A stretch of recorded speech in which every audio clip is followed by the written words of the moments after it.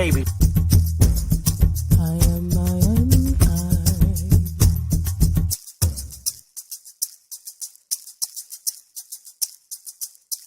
A real Indian, American Indian, is me, not from Africa. Remember that. White people are scared to death right now, particularly white males. They're scared to death that they are going to lose their power in the future. And they are. But if you want to get ready for the future, if you want to be treated well in the future, treat others well in the present. All right, you two cutie pies. Let's see. What? Okay, you just told me that you ladies are sisters. Yes. So you're the baby over here on the left that was bullying your big sister in the pink. Yes, that's right. Anyway, what's your name? Willa.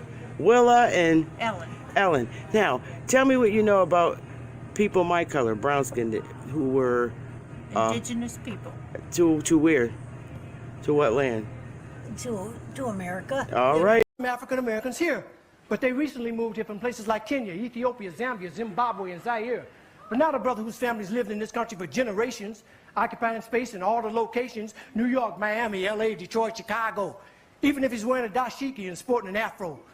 And if you go to Africa in search of your race, you'll find out quick, you're not an African American. You're just a black American taking up space.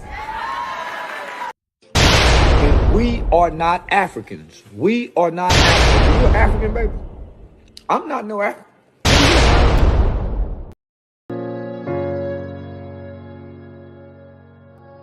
Yeah.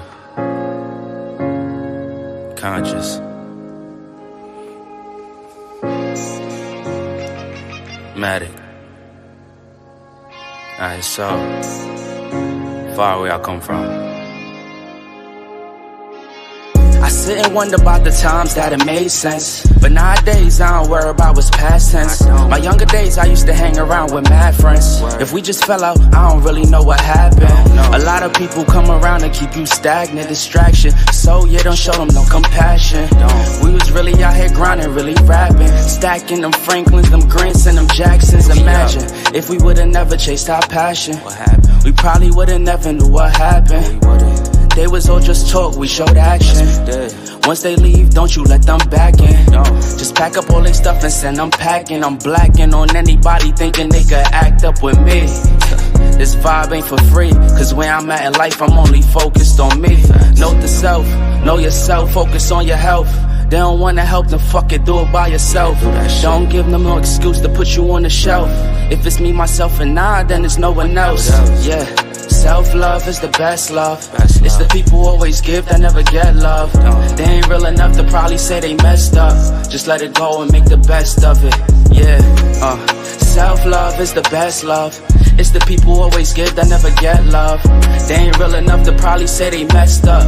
Just let it go and make the best of it. Love yourself. Yeah, practice what you preaching, but clearly they not practicing entitlement and pride. Yeah, those two things they factor in. Spiral out of control just from all the bantering. When they accustomed to talking behind your back with all that chattering, I remove myself before I abuse myself. Talk about self-love, but you gotta do it yourself. Yeah, I won't act too good for no help. We all healing now. Said some things about me that ain't true. How you feeling now? Even at my lowest, they tried to find a way to bring me down. Big y'all up for years, ain't talking just the brand or the sound. I don't throw things around, I do it from the heart proud. Mama just wanna see her sunshine, removing them dark clouds.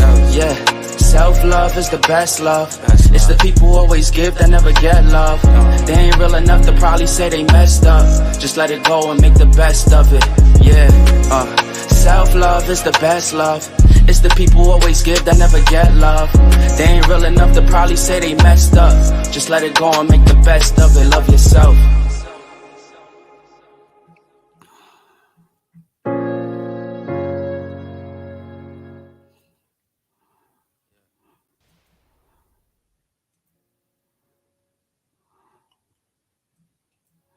Yeah. Hey, what's good? How y'all doing? How y'all doing? How you doing? How you doing? Hey, Sylvia. How you doing? Huru, Carlos, everybody watching. Smash the like button, y'all, because I got to rap to y'all for a minute. And I gotta talk to y'all for a minute. Hey, damn shit. How you doing, sweetheart? I got to rap to y'all for a minute before I get in today's segment. And explain to you some things that I've been going through for the last, I want to say, 2 years. 2 years. The last 2 years. Um, and I gotta keep it very, very real. Very real. The risks, the risk that I took. Not that I was in any danger or anything. Hi, Medea. Not that I was in any danger. Okay. Let's just put that out there. But the risk that I took in public eye. And I've been dealing with my community here in YouTube. And of course, you all know because I've told you, I've always been very open with you about myself and who I am and where I come from. I'm a product of the inner city hoods. I was born in the hood. I was. And I've been associating with my people in my hoods all my life. I never left the love of my people. But what I did do is escape all kinds of temptations that came my way. I did escape them all and just chose a different path in life. I'm not perfect. I've made very stupid mistakes, but that's what else do you expect from a post high school graduate? You expect them to make dumb choices and dumb mistakes. I have worked all my life, and I've always, from the time I came in YouTube 5 years ago, um, been very open about who I work for. I've never hid it because I didn't think it was a need to hide it. Because then I will certainly be deemed an agent, what YouTube identifies as an agent. Okay. When I first came in, I was introduced in YouTube about YouTube because I was Facebook. I was Facebook drama from work. And I was truly introduced in YouTube by my own man. I was. And I shared that. And I began watching and researching. And you know, me, my full time job is in the legal field in state. And for many years, as a paralegal specialist, as freelance paralegal specialist, I worked part time for many years as a paralegal specialist, contracted one across the states. And I also worked at CVS part time. I kept my CVS job for like 20 years. It was part time and working at the state because I was just that young mom. And that paycheck that I got from CVS was for my spoiled daughter, literally all for her, because I knew that my paycheck had to pay all the bills and put the food on the tables. And I had to work part time because I wanted my Mookie to have everything I couldn't get as a poor little girl growing up in Bridgeport, Connecticut, in the hoods. So fast forward to YouTube. Um, I also work part time, and I'm still a per diem social worker for a couple of nursing homes who hasn't called me in a few minutes. But I'm per diem for nursing home, and I test patients that suffer dementia, and I test them. I do their daily testings, and I'm per diem whenever they need me in an emergency in quite a few nursing homes here in Connecticut. So right now, after I really started getting into YouTube, I began building, a community of what I could do. What tools do I have or have I had all my life that I could use in YouTube? And for a lot of years of my life, I was a hardcore Democratic campaign queen. And I explained that to y'all, but I'm no longer a Democrat. I left the Democratic Party when Trump came in office and began taking an interest in the Republican Party. I have.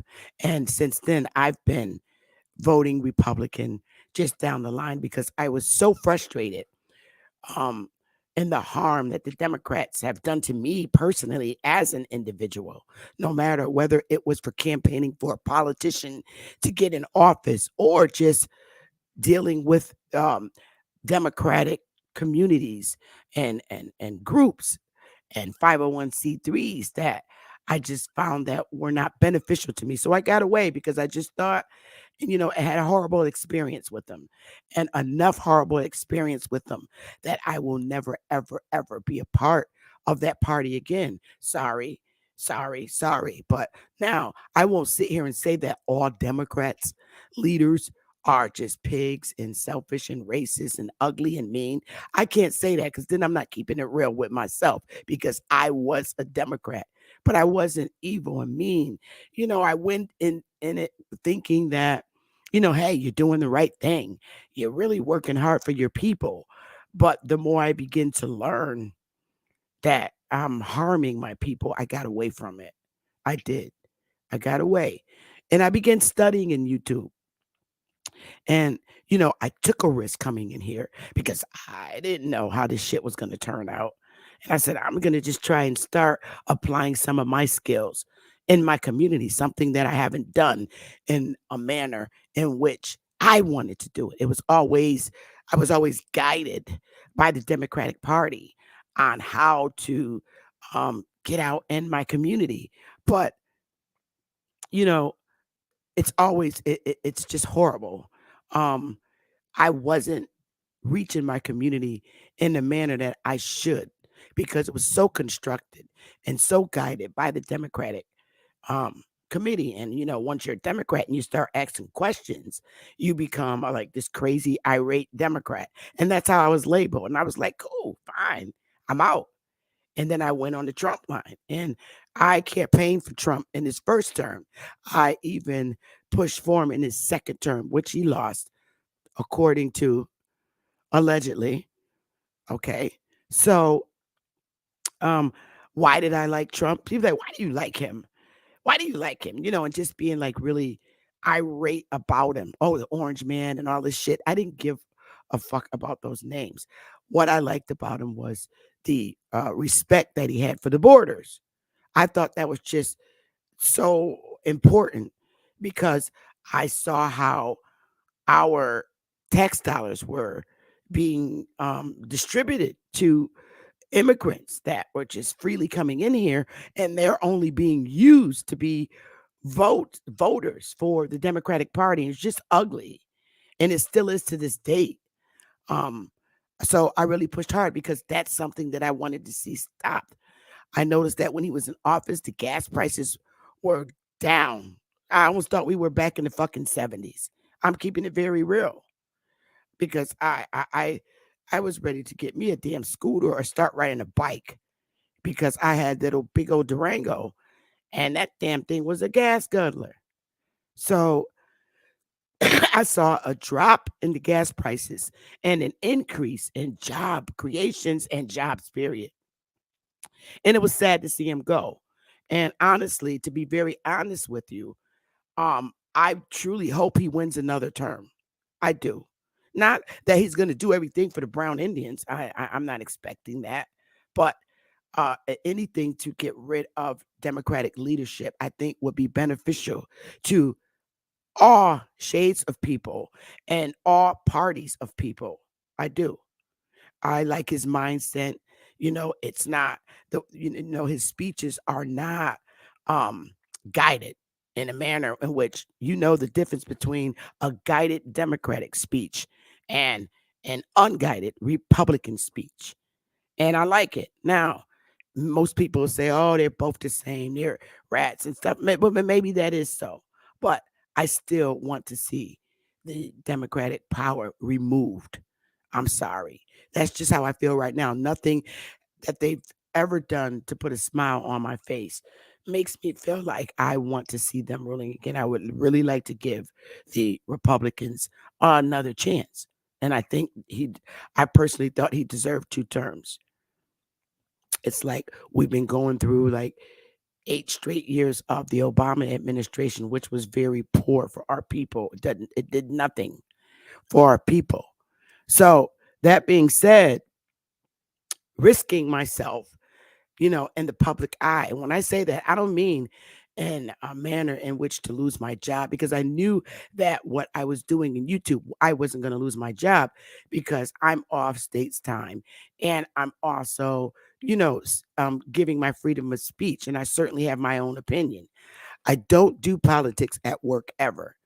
I just always, shut it down right away. If anybody comes to me at work when I was in the office, I quickly shut them down and say, I don't want to talk about it because I don't care.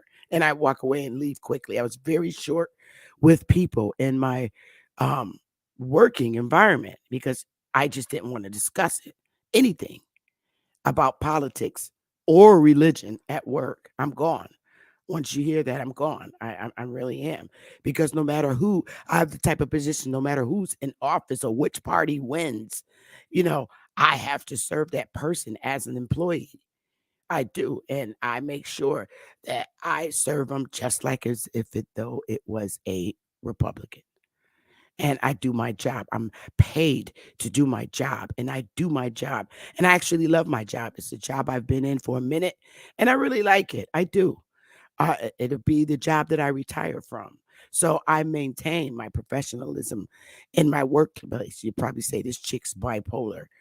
At work, you could hear a rat piss on cotton because I'm not sociable in that manner. I'm not. I strictly come to work and I do my job. Sometimes I overkill myself, but I like to get my job done. And I'm literally a robot. I don't get into job gossip and anybody's bullshit on how they feel about a certain director, manager, governor, supervisor. I don't fucking want to hear it. So I shut them down quick. So I don't make friends at work. I do my job and I'm fucking gone, literally. But on YouTube, a lot of my colleagues saw me 2 years ago and they still watch me to this day. And they're like, whoa, whoa, whoa, you're crazy. A lot of them are in my chat room under fake names. I can honestly say that. I would never say who they are, but they enjoy watching my show and they enjoy how I'm using my tools to help transition the behaviors of the people in my community. And they're getting a lesson on how one has to be in order to gain the respect from their own people, because I lived a totally separate life from the people that I grew up with. A lot of people that I grew up with are not in corporate management. And that's not to say that they're dummies and they don't have good jobs, and because some of them own companies and some of them are managers and directors. I'm not shooting down my community now, saying that they're not worthy of having professional skills, because that would be a lie. But the population in my community that I had to reach, I had to step down from my professional role and really engage with my community in YouTube. I had to do that. And that was my task. I mean, even getting in nasty arguments and behaving like the people in my community. I had to do that. But I can tell you now, it's truly an act. I have to be honest. This is the only honesty thing that I have not spoke with you about. I literally had to act like my people.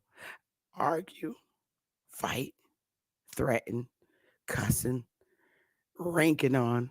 I mean, literally, drop down from my true professional role. The person you're speaking to now is Sister Bethy. This is me in a public segment. I am not like I was when I was 16. I'm truly not. The person you're speaking to right now probably is like, what the fuck? What the hell? Now, I still curse. That's never going to go. That's big mama stuff. I do. I mean, some of my colleagues who are professional say words that I can't even pronounce, but they're curse words. They're not good words.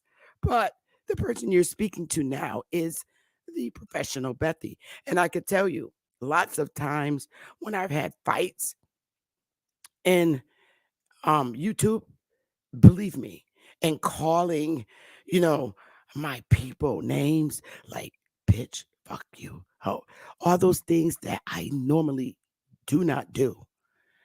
It's been an act for quite some time now, and it's truly not me. Now I can get nasty, yeah, of course I can. But the only way that I could get my people to trust me is I had to make them remember and understand that I'm still the same Bethy from the hood and not, you know, I can understand you. I still understand Indian language. I do. I truly do. Even going over to other panels, calling people niggas and all that. That's just not me on a day-to-day basis, and it's truly not. You're really, really talking to the professional Bethy at this point. I have to come out. I do. This day, I have to officially come out of that, getting you to trust me. I had to get down really dirty, dirty, to get the people in my YouTube community to trust me. I had to meet my people where they were. I had. Because I know if I speak like I speak at work, they're going to be like, "Ugh, this freaking white acting girl, professional, using words we don't understand, and all this other stuff." They weren't even going to feel me. They was just not going to feel me. So I took a risk, but now I'm tired. I want to be the person who I transitioned to be from the hood going forward. I do not wish to be the acting me, the me where I had to get down with my people and meet them where they are. I'm coming up from that because I can't take it anymore. This is why I always would tell my panel members to relax.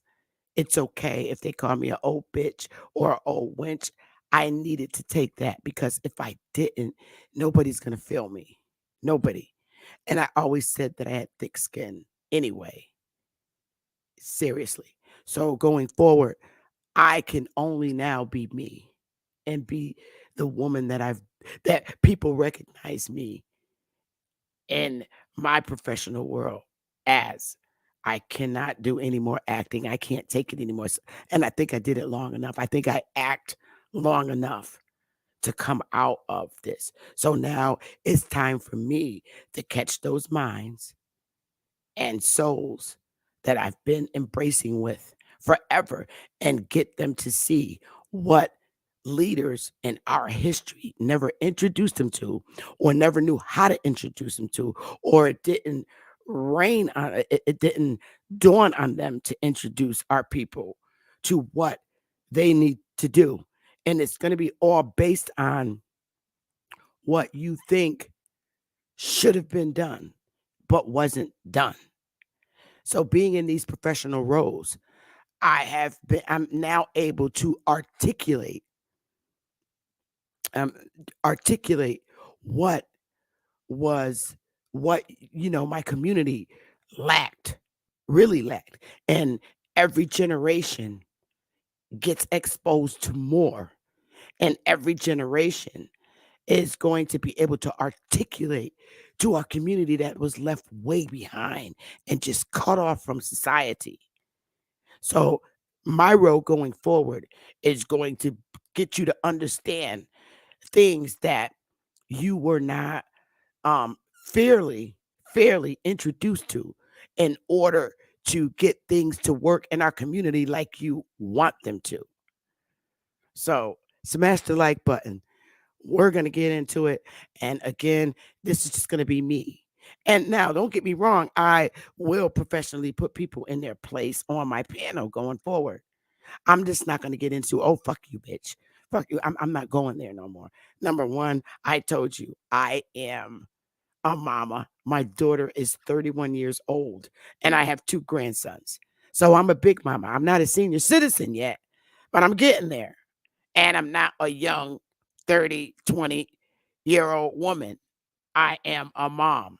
So now going forward, I'm going to give it to you and articulate it to you how you need to know it or how you should have been told to understand and get you to see things from a totally different perspective than what's given to you, because a lot of times our people are often turn their nose up to things that are opportunity, but it's not articulated to them as opportunity. So that's where I'm going from here at this point out, and I want you to give me a chance to explain to you.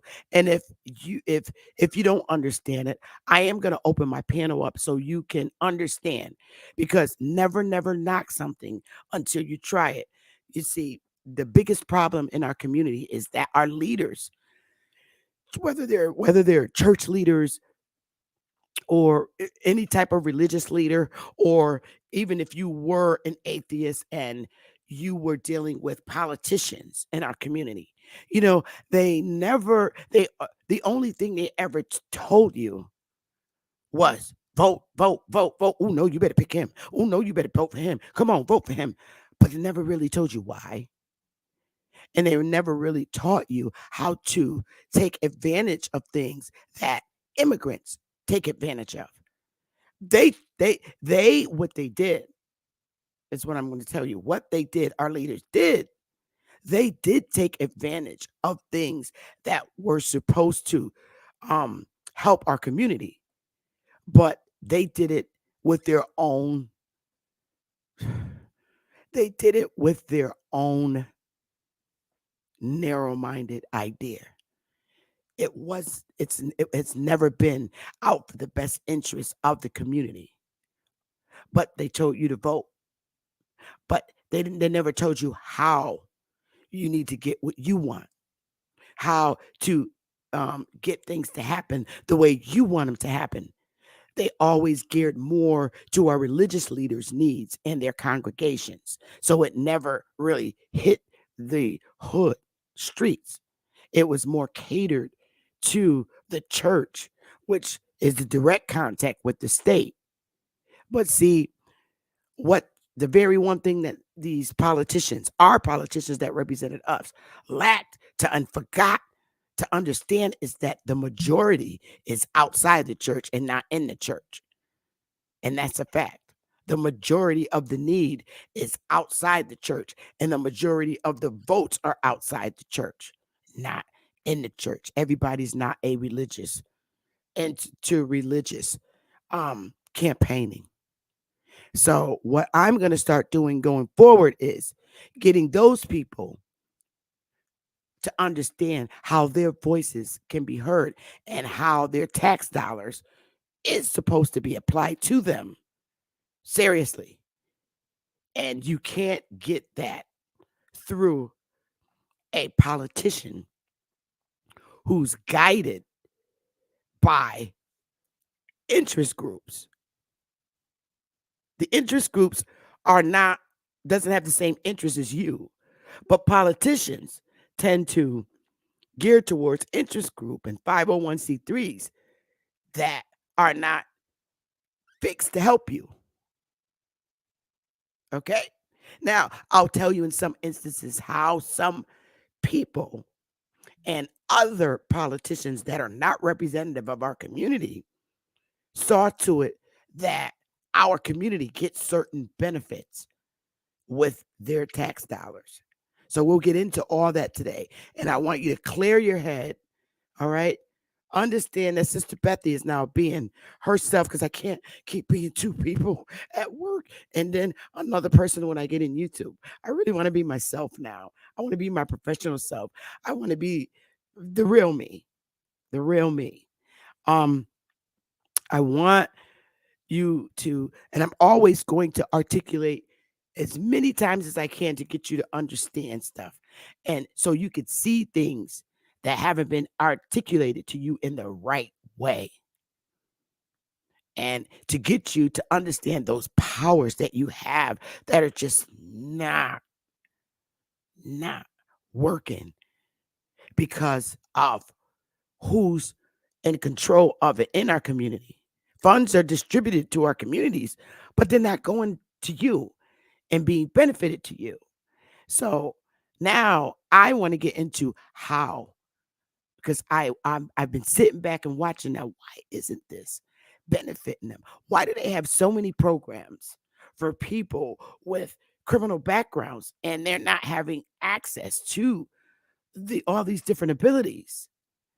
And lo and behold, it's because a lot of the churches are running different 501c3s, and they're only for the most part helping a lot of the people in their congregations. So now, guess what? That church is a tribe. All right. So now you got to make your tribe work, and we're going to do it because I'm not part of the church, and I'm not part and connected with any politicians. I'm not going there because I know that politicians are guided by other interest groups. So you have to be the wheel force. You got the car, the ball's in your court when you're not waiting for the guidance and services of a politician that has absolutely no interest in you but for you to vote for them. So let's try and work it together. Smash the like button. Give me a minute to drink a little water, and then we're going to get into it. We're going to start with the breakdown of the Americans and all this good stuff. So smash the like button, you guys, and share, because I want everybody to hear this. It's going to be a deep segment, and I'm going to keep articulating it until you get it. I'm not trying to indoctrinate you. Why? There's no way I'm going to try and do that. We already done been there. We're trying to come out of indoctrination. And one of the biggest things that we were indoctrinated was through education. We all know that. And churches, okay, religious beliefs. We got to move another way. We got to move another way because there's been countless years since Martin Luther King that we've been waiting. And there's something that we're waiting for that we just, can no longer wait anymore. And waiting all those years, it's been like, 54 years since Martin Luther King fought some, like real leaders that really fought for us. It's been since them. Martin Luther King and Malcolm X, they died like when I was in 68. I was only 1 year old, so I never got to meet either of them. So I was born in the civil rights movement, but I never got to meet these guys. I was a baby. So the waiting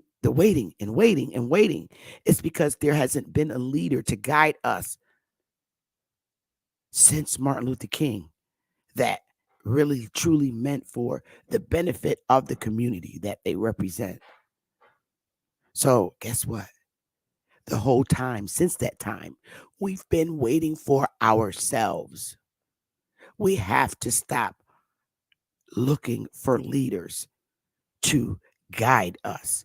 We have to stand up and take our power. We do.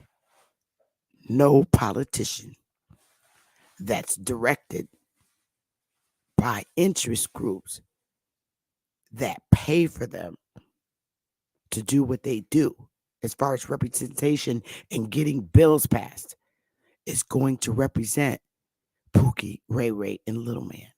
I don't care who the fuck he is. Facts.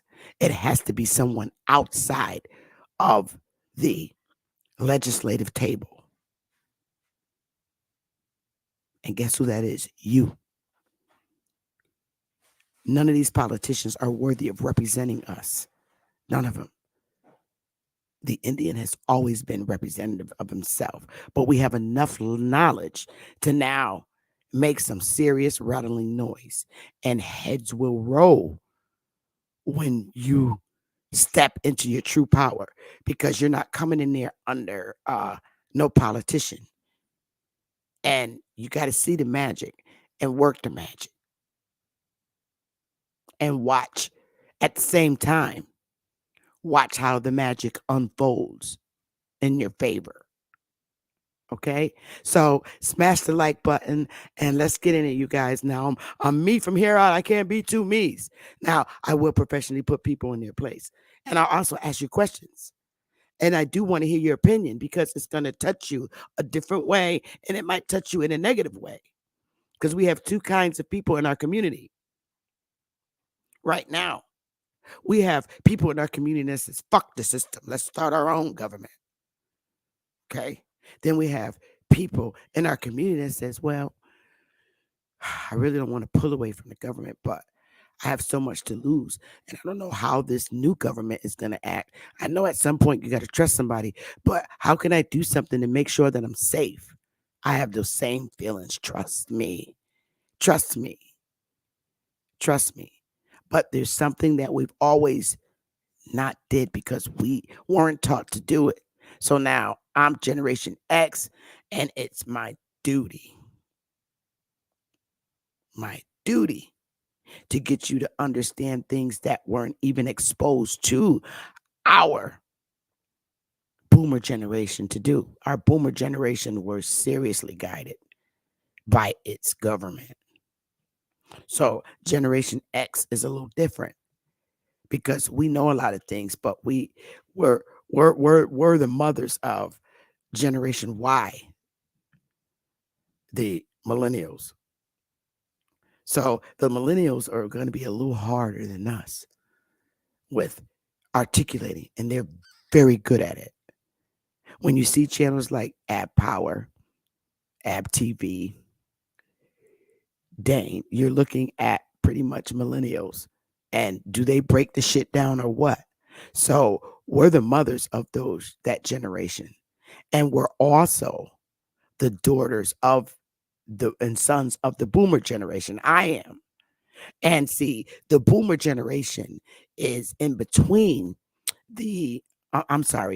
my generation, which is the X generation. We're in between the boomer and the millennial generation and the Y generation. So what the X generation role is to say, wait a minute, to the Alpha generation and the Z generation and the Y generation. Let's get it. Let me just pull it up because we're gonna get it. We're gonna get this and we're gonna get through it. I'm at the X generation. Now, you have these really swift generations after my generation. Okay, millennials, Generation Z, and Alpha. The X generation, my role, because it's everything converted into the digital, whereas the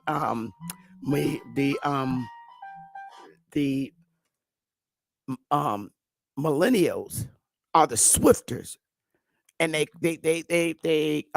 articulators for the straight up hood community.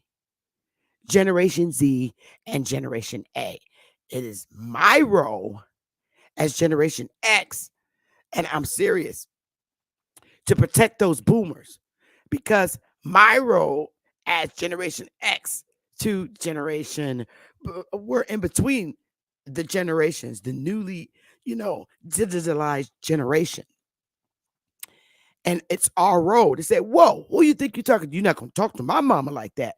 We have to protect the boomer generation, and we have to also protect the generations after us. So we're in between, like, wait, you're not going to talk to my mama like that. You're going to hold up. And we have to show you what they went through so that you can understand why they made the decisions that they made, the boomer generation, how they were guided through their college education and constructed to and how they're constructed to act with their community. So I am in the middle of that. I'm in the middle of the civil rights movement and before the civil rights movement, and I'm into the new generations where a lot more is exposed, that the generation is exposed. So you might hear in YouTube a lot where the Y generation And the Z generation is saying, oh, why is that old ass lady? Why don't you just go somewhere? I ain't got no respect for them people from that generation. They failed us. Oh, I can't stand them. So I'm in the middle. X, you ain't gonna talk to my mama like that. I know what my mama did for me. So it's kind of like that thing. So I'm not going to retire and not give you what you need and articulate to you what needs to be articulated to you to get back the power, to get the power you were supposed to get a long time ago. And some of y'all not going to like it. But the one thing about this, you must let go of ignorance and clear your head. That's the first thing you got to do. You got to let go everything that you were taught religiously by militant style leaders and guiders and people that you feel are an icon to you. You got to let it go. You do. Your arms are too short to box with the Creator. Too short. So you got to let go. So let me get a water drink and then we just going to get into it. And a lot of people not going to like it.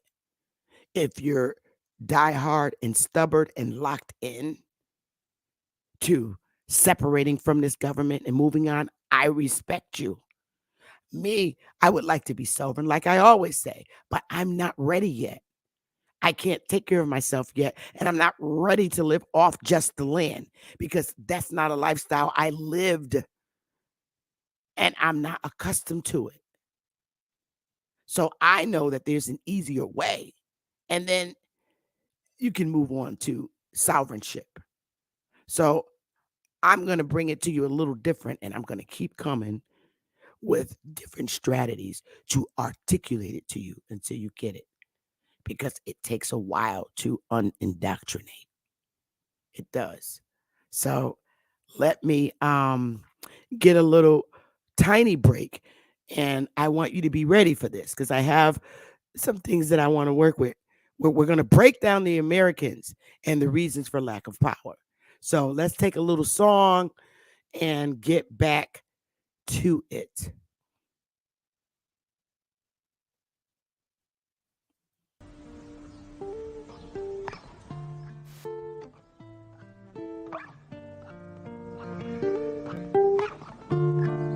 Long live Ag. Yeah.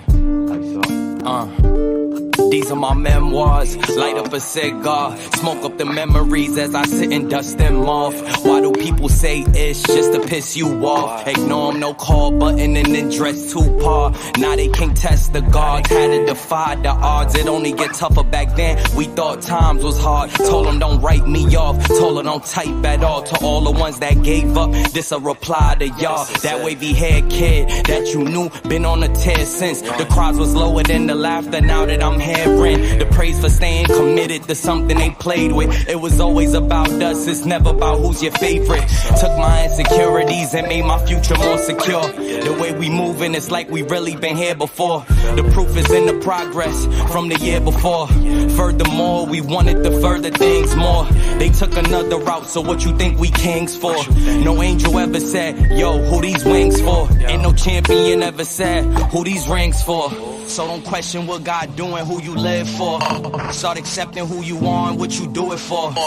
Doing less, doing more, it's really either or. Meet them halfway when one close, here go another door. Here go your dreams, what you running for? Head full of steam, cause you want it, huh? But it's in your genes, you was born a star.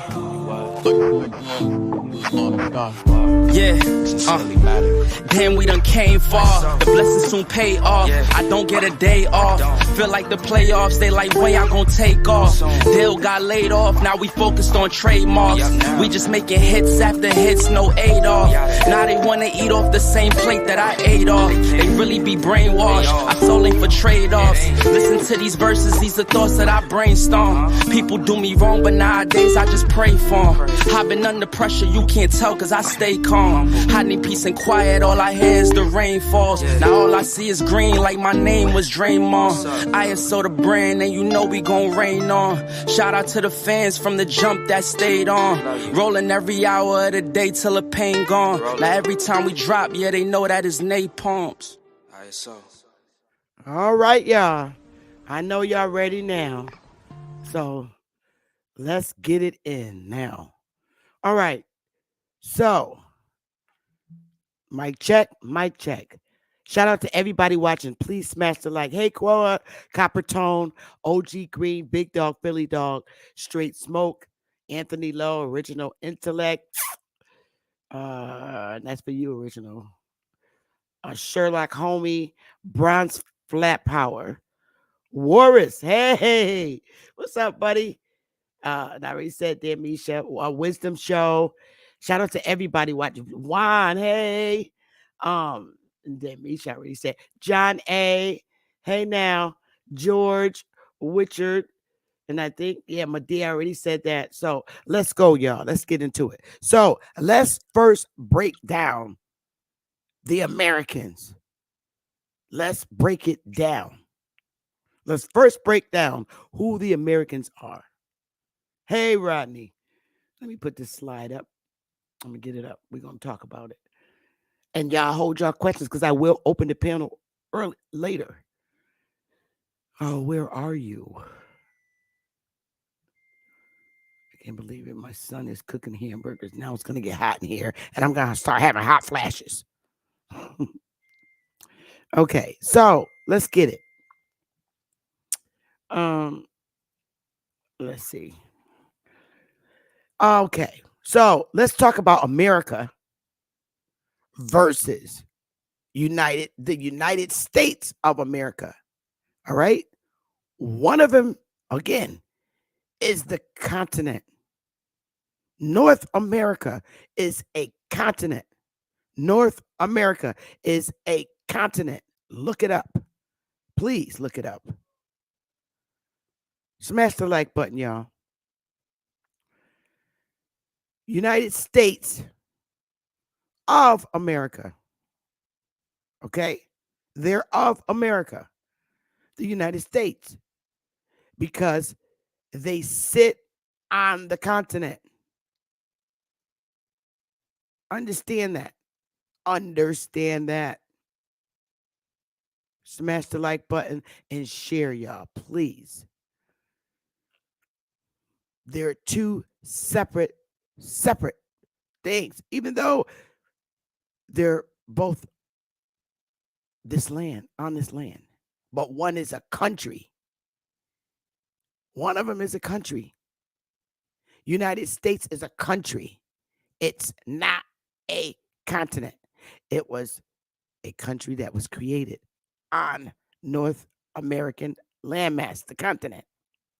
Now, the American Indians / Aborigines of all of North American continent. And I probably left out some names, but I'm just giving you the basics. The American Indians / Aborigines, all of North American continent. All right. You got North America mainland, including Canada. All right. That's where I sit, on the mainland. You got Mexico. You got the Caribbeans. And within the Caribbeans, you got the Puerto Ricans, the Jamaicans, the Haitians, the Dominicans, St. Croix, Barbados, Trinidad, all West Indians. And if I left out some West Indians, I apologize, because I'm not trying to name them all. You got Central America, which is Panama, Costa Rica, Nicaragua, Honduras, El Salvador, Guatemala, and Belize. That's Central America. And it's still America. And you got South America, Argentina, Bolivia, Brazil, Chile, Colombia, Ecuador, Guyana, Paraguay, Peru, Suriname, Uruguay, and Venezuela. That's North America. These are the Indians of the North American continent in different locations of America. But it's still, they're Americans. They're Americans. Negroes are not the only Indians. And that's a fact. They are not the only Indians. They are the Indians of the mainland. Yes, absolutely. Now we're going to get North America. So now we know all the Indians of America. And there's probably more that I left out. I apologize if I left out anything, anyone. All right. But I wanted to get the basics. That's all America. I just named different sections of America. Now, North America. Aborigines to the mainland soil. To the mainland soil, which is where I am. You have your northern Indians, mainland, East Coast. You have your southern Indians, mainland, Southerners, down south. That's the Confederate States. You have your Midwest Indians, mainland, Midwest. When you're talking Midwest, you're talking Ohio. What is it? Texas.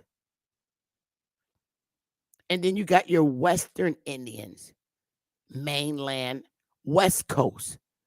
That's California Indians on the mainland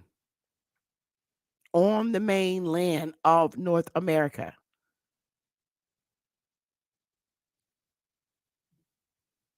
All right.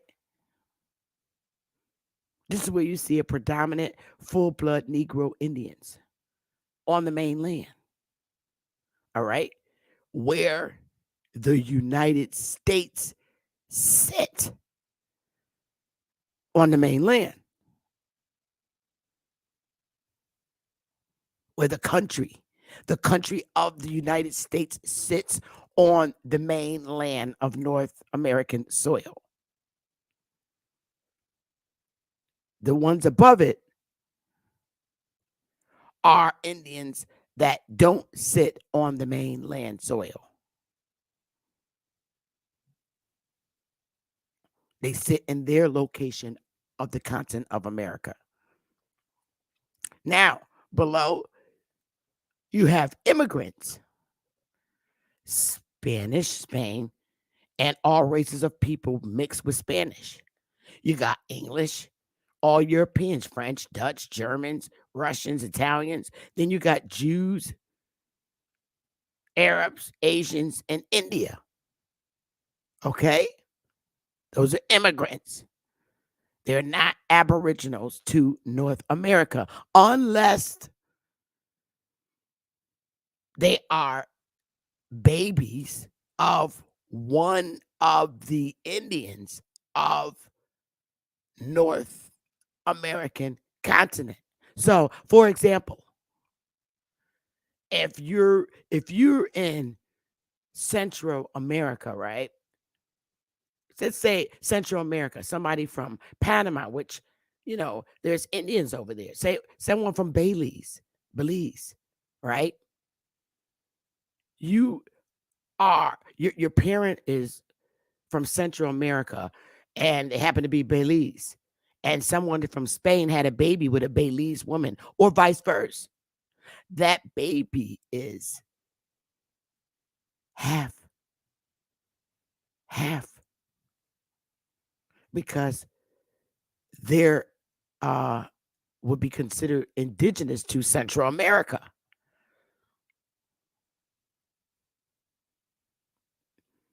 And they happen to have more of their Spaniard features. But the baby got indigenous rights because their parent is Belize. Give me a 1 if you understand. And that goes for any of those listed under immigrants that have had a baby with one of the North American continent Indians. Give me a 1 if you understand that. I don't know where my girl Isnes is, but she should be hitting the link so we can dialogue. I need her up here because nobody else won't shut up. So that I could she understands how I lecture. That's why I like her up here so much. She's so great to dialogue with and articulating and stuff. Oh, he who enlightens one. I got one. Understand. Do you now understand and see? Now, I always tell you that America and the United States of America is two separate things. But when you see it, it shows, it makes more sense. Because like I said, we have visual learners. Now you can see we have the Indians up on the top and we have the immigrants at the bottom. All right. Now.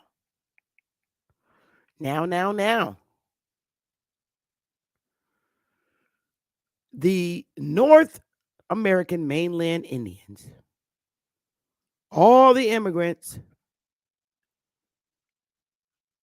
and the American Aborigines of all of North America, every race that's up here is now in the country of America. Literally. They came into the country of America with green cards, illegally, whatever, how you want to put it. Green cards. You need it, all those Indians and immigrants. People, all the, where it says all of North American continent, North American mainland, Mexico, Caribbeans, Central America, South America, and the immigrants down at the bottom. They all need to go through what you call naturalization process to get into the country of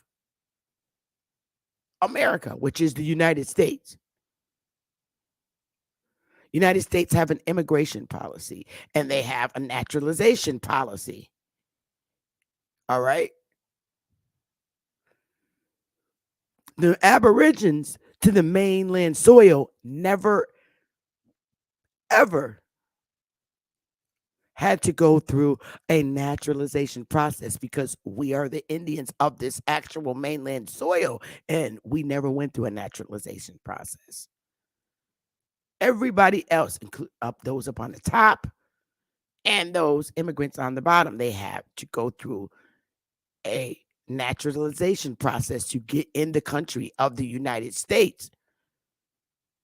They are immigrants, even though the American Aborigines of all of the North American continents are Aboriginals. When coming into the country of the United States, they are immigrants coming into the country of the United States that sit on the North American continent. All are immigrants, including the North American Aborigines to mainland. Even though we didn't have to go through a naturalization process, we are still considered immigrants to a certain extent for the North American Aborigines because Indian, not text. They wrote that in the Constitution because we were the only Indians on the North American mainland soil. Okay, look at North American Aborigines to the mainland soil. When they made the United States Constitution, we were the only Indians soil. Okay, we were the only Indians on the mainland soil.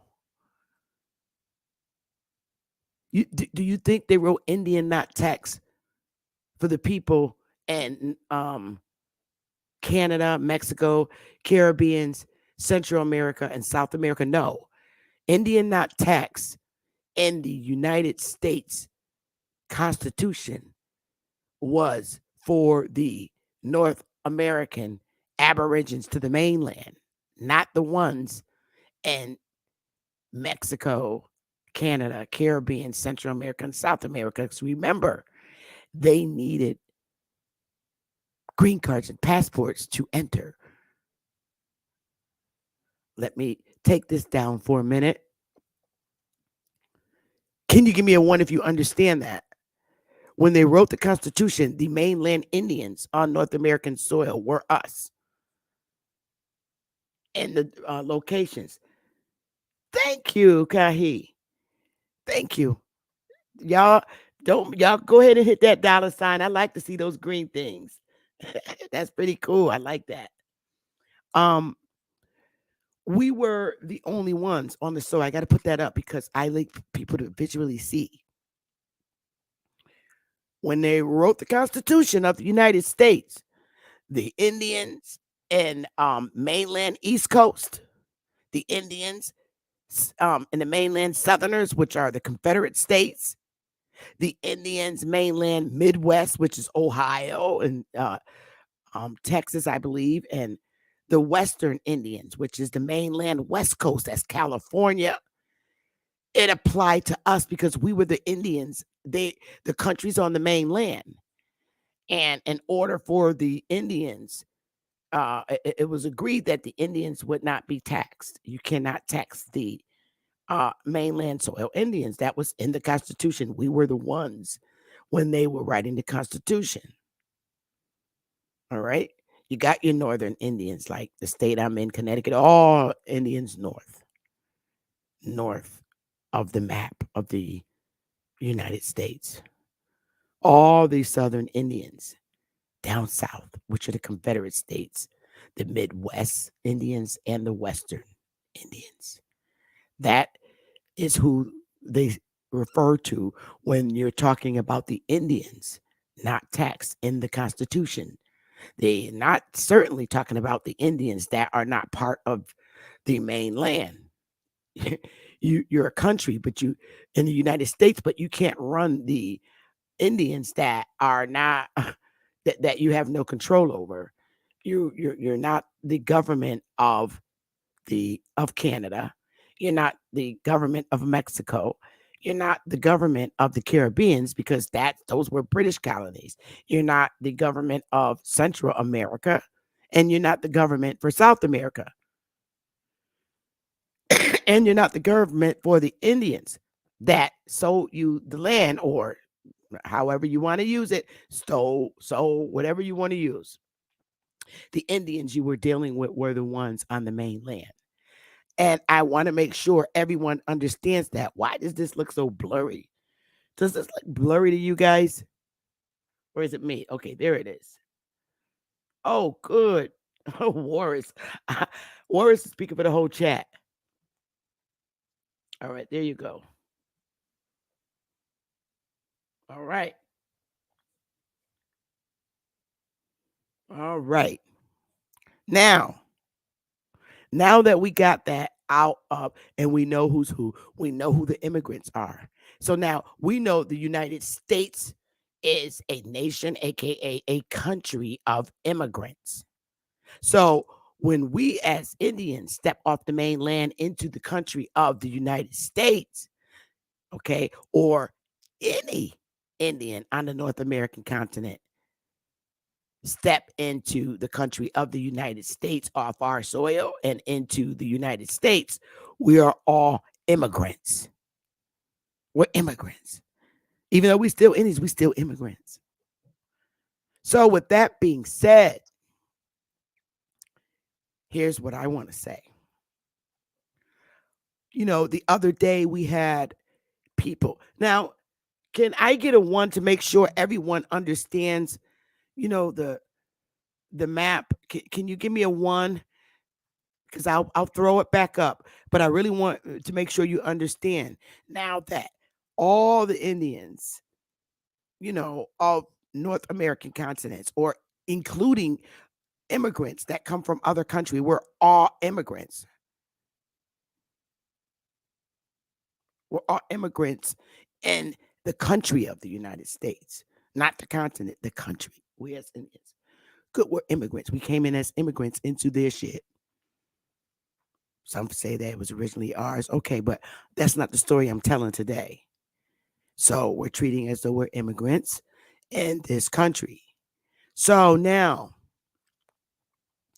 there was a guy.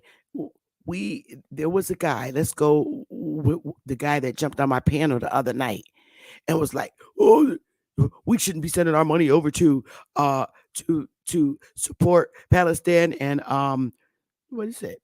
Israel. That's not fair. Send our tax dollars over there." Well, why? What's wrong with every race that's out there? One of them is an immigrant in the United States. Okay, let's just put that in. We have Pakistanis here, we have Arabs, we have just about every race you could think of in the United States as a citizen, pretty much. And a lot of them work and they pay taxes. Okay, some of them are business owners, immigrants that are business owners of liquor stores, you name it, every damn thing. Okay, and their tax dollars are they're paying taxes. Okay, so now we have immigrants that are saying, help my country in war. So because of that, the United States funded both sides of the war. What do you want them to do? You got the Pakistanis saying, hey, help. And you got the Israelites saying, send money over to Israel so they can take out the Palestine. So they're funding both sides because both sides are here as citizens paying taxes. So you got to fund both sides. May the best man win. Do you understand that? Let me know. You can't just pick one that you put United States at an impasse, a straight up impasse. Seriously, give me a one if you understand that. I pay taxes, fund my country. My family's over there. I don't want them to die. So you fund both sides. Now, is it right? I don't know. I leave that up to an opinion of all.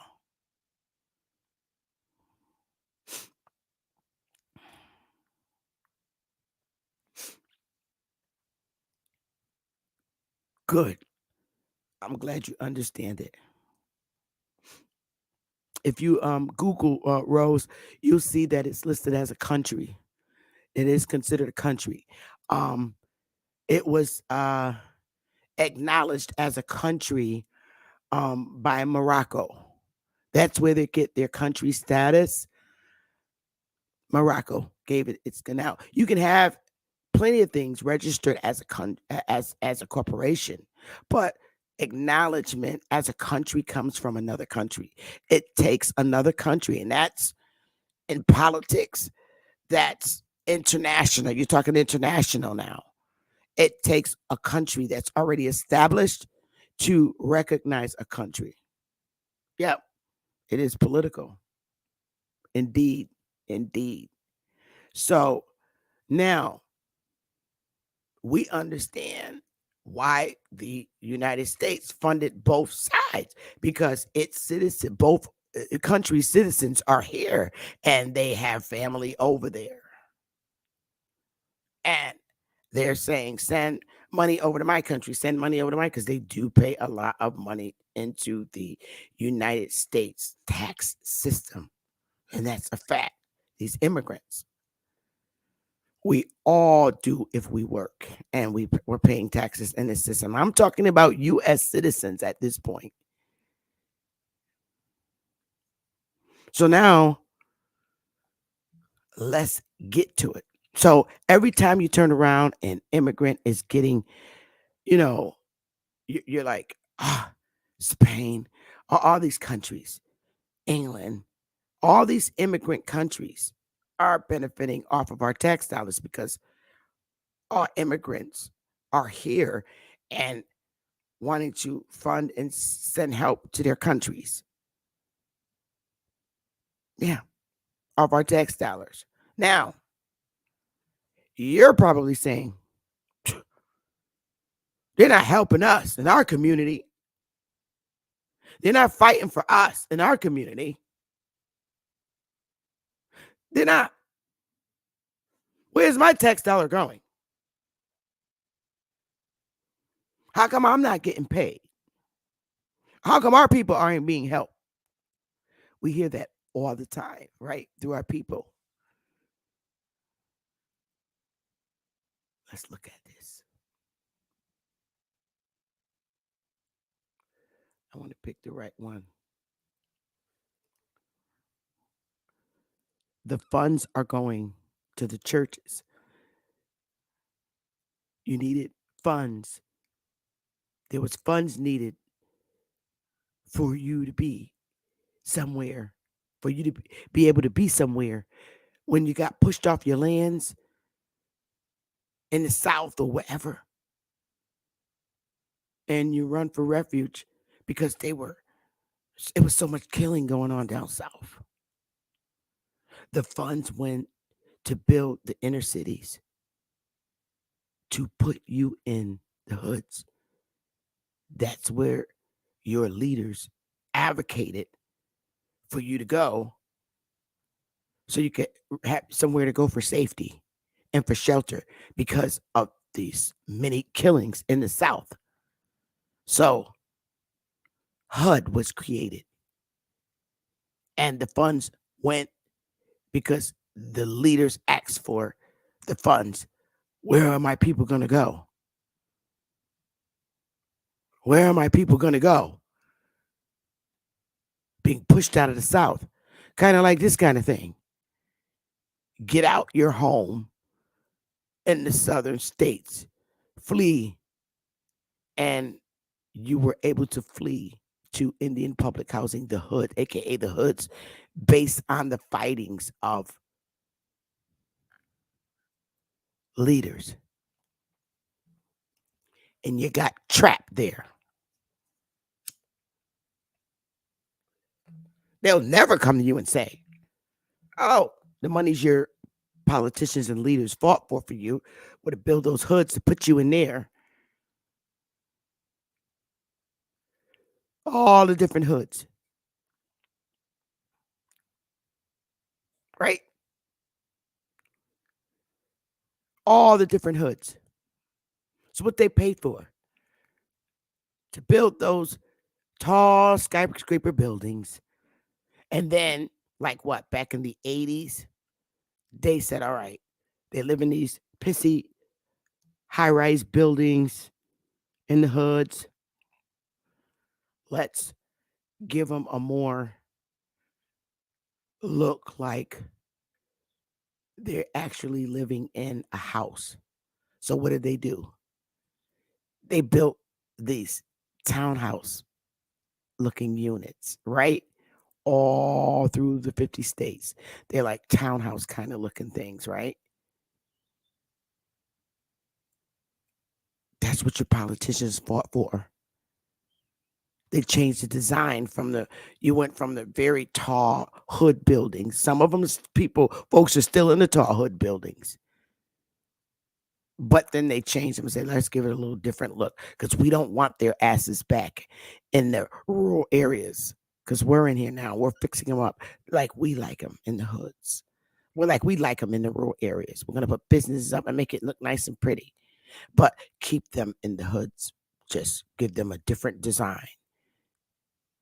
Did they not begin building little housings that look like little townhouses? And when you got that from being in those hoods and buildings for so damn long, by the time you got a house, a townhouse looking thing, it started to look, oh, it looks so nice. It looks so nice.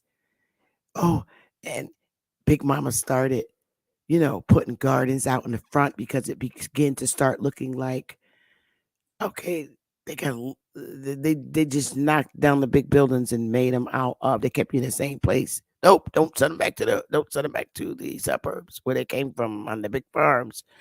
Just fix it.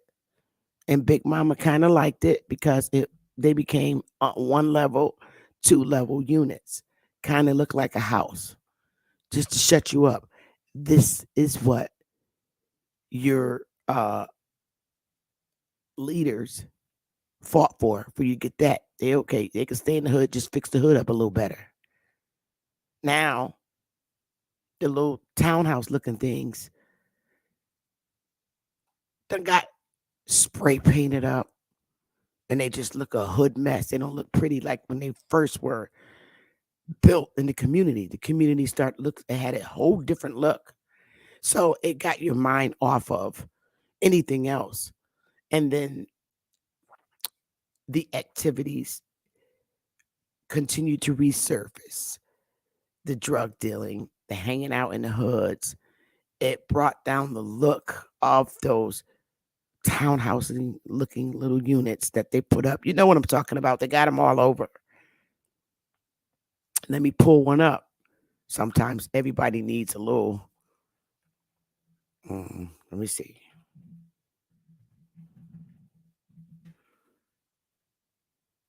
Okay. Kind of look. Okay, I think I got one up. In the hood. Let's see.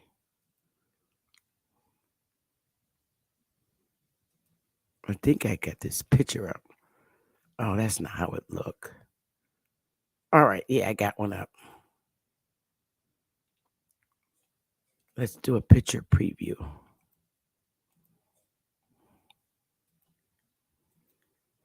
Kind of built sort of like this all over the 50 states with second floor. They put these in. They knocked down the high-rise projects.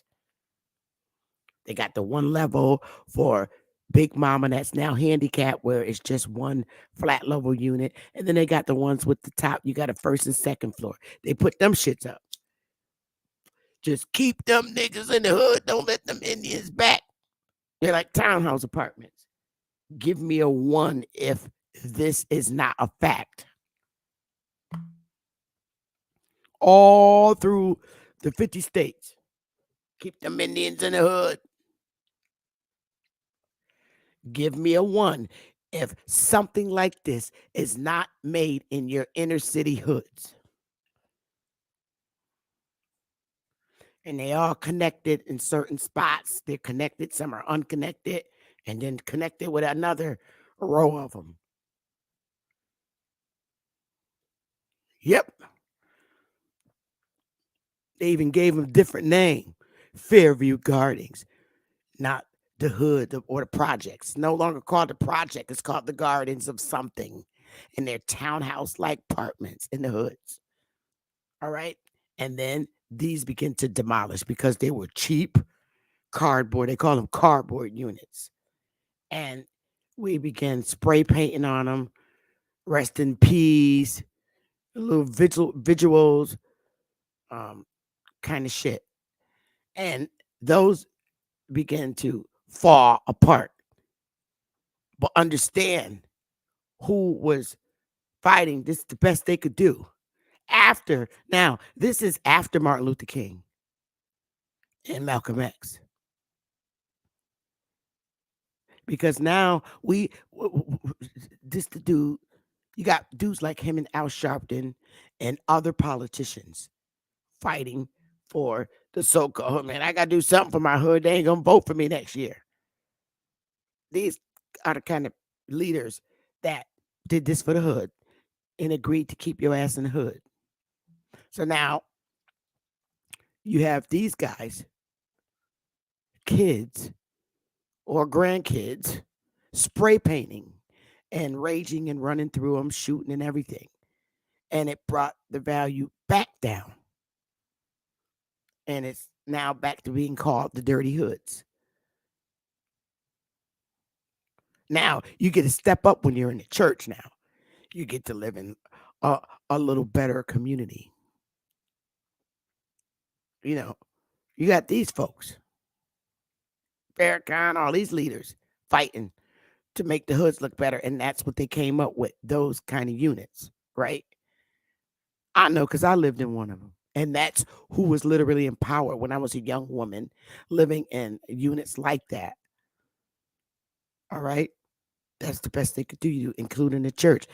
It was enough to keep you there so that that church pastor, praise the Lord, could keep you coming to the church, coming to the church, all tied in together. Pastor don't lose you. You're still in the community because when you first got in them nice little townhouse units, when they upgraded from the pissy hallways, 30-something story buildings and made those little townhouse unit, everybody thought they was in heaven. And a lot of women, they also they fought for the Section 8 housing. Some of them live rent free. Some of them pay like $26. They had to do something to keep you in there. You got to keep them because, see, if they working at Walmart or Burger King and they lose their job, they can still pay their rent because somebody will loan them $25 to pay their rent, or they just go rent free because they don't have a job and they're getting food stamps. So, we cool. Pastor still has control, and they love Pastor for fighting to get them somewhere to live. Right? Everybody went through that. Pastor, politician Jesse, politician Al Sharpton, but where the fuck do they live? Because these dudes are now from out of prison. They're in the hoods, and they just pow, pow, pow, pow, pow, pow, pow. Before they joined the Hebrew Israelites, of course. They was out there, pow, pow, pow, pow. You hear all this shit going over the townhouses because you're no longer in the high-rise buildings where, you don't have to duck a damn bullet. They got to literally come up to your floor to get you to your house. But townhouses, they just pow, pow, pow, pow. Now you're down to the ground and the bullet can fly through the window by these dudes before they became Hebrew Israelites, before they became Muslims or any other religion that they're in, or before they came 5%ers, they were just messing up the hoods, right? So I say this to you because this is what your politicians fought for the Indians to get. So when you're yelling and screaming because the United States is sending money over to these other countries and stuff because they're fighting for their tax dollars to be sent somewhere, just like Jesse and whoever else's politicians, brown politicians representing the urban community are fighting for. They're fighting to keep the Section 8. They're fighting to fix up the units again, paint them, give money, paint them. Give them Section 8 vouchers so that they could rent apartments from them. A lot of church folk own multiple homes. And you can get Section 8. A lot of Italians, Jews, all shades of people own two-family homes and they rent them out. And you get Section 8. Now they're taking you out the hood and putting you in an area where middle class people moved up a little bit more to move away from that. So now you can move where they used to live. You understand how the politicians fight for you. So your tax dollars, they are fighting for your tax dollars. It's called Section 8, fixing up the urban community, putting little recreation centers in there so the kids could play, and giving a deserving person Section 8 so they can get out of that community and have an opportunity to live in an apartment house. Now, another move up into a suburban community. That's the fight. Don't you feel you need a better fight? Because billions and millions are going over to other countries to fund wars. So this is what's keeping you in the system. The current leaders that are fighting for you to keep those Section 8 benefits, to keep you in housing. And they have all these shelters because, the politician is saying, okay, we have a large population of people in the hoods that are on crack. And what are we going to do now? They're not paying their rent. They're not feeding their kids. What can we do? We need to build shelters because they're now being evicted. So you build shelters. They fund shelters now so that mom could go in there. A lot of the shelters are Christian ran because you have to pray and detox and all this other stuff. And then when they see that you've detoxed and transition, they even tell you got to get a job. You come back here. You bring your kids to the daycare. You come back here by 8:00. You get a job. You stay in the shelter, and they help you transition back into society in the same community you came out. They have all the hookups right there from the shelter. All right, this person has redeemed herself. She's back working. We got her stable. And she can now go back into her apartment. The state's involved. The church is involved. Everybody's involved in this mother who's suffering addiction to crack and her baby. So it's called the Eco Map. It's the community involvement. The church is involved. That's the Salvation Army, and you're in their shelter. They're connected with the church. The church is connected with the state welfare, social workers. It's all in one thing. All right, she's better. She's transitioned. We got an apartment owned by public housing that you can move in with your babies. The state then gave you your babies back. It's all connected, and your tax dollars are funding the Salvation Army. The church, you're getting services from the church because not only did Salvation Army have closed, the church got coat drives. Their members are giving stuff. It's all community connected. But you're still back to that public housing situation, which is great because now you can be with your kids. But it's still tough for you to get out of that community on your own. And, it's just lack of education. So you're there in the hood so that the church and the community and all these different 501c3 organizations that were developed and created jobs for other people to help you. So that's where your tax dollars are going on the mainland. Because you're mainland Indian, there's no country for you to send to fund wars. Your taxes are already funding the United States military. So it's like you don't have nobody in Israel. That's not your family. Your home is the mainland soil. So your tax dollars is funding the United States Army. There's no need to send tax dollars to another country for you because you're the mainland Indian, and the United States Army is which provides the protection from you. Remember the Constitution? So now, how do you get even better service and get from out and being stuck in indoctrination? There's a force called the criminal justice system that's keeping your son from getting jobs and doing anything. And the justice system has just been really ugly and racist towards brown Indian men in North America. So, wow. Whoa. So now you have to do something that your leader didn't advise you to do. Your leader.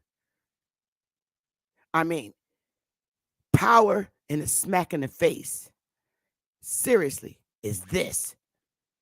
You call the million Indians to DC just to show your power you have over them. Nothing else resulted out of this after this. And these weren't just a million Nation of Islam members. It's just a million man march, period, of Negroes from all denominations of religion, all standing there. Right? Now, if this leader wasn't guided, he had to let the nice government know, I still got all my people in power. I still got them in power. So he had to show it, prove it by, look, see, they are. Now I'm going to send them all back home.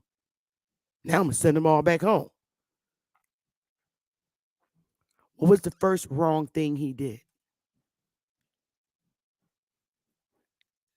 What was the first wrong thing he did when he did that? And by the way, he's a boomer. Let's see. Farrakhan's a boomer. I believe he is. Let's see. Oh, he's silent generation. My bad. Him, Jesse Jackson, and Al Sharpton's the boomer. Jesse Jackson might be a silent generation or a boomer, but I know Farrakhan is a silent generation.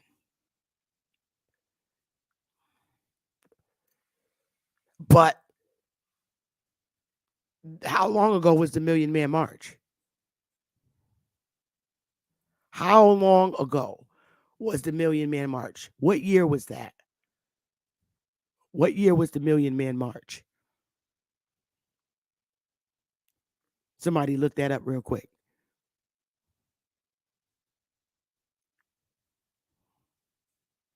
Ah, nice. He had enough. This is how you know. They said 1996. Thank you for that. Thank you so much. 1996 was the Million Man March.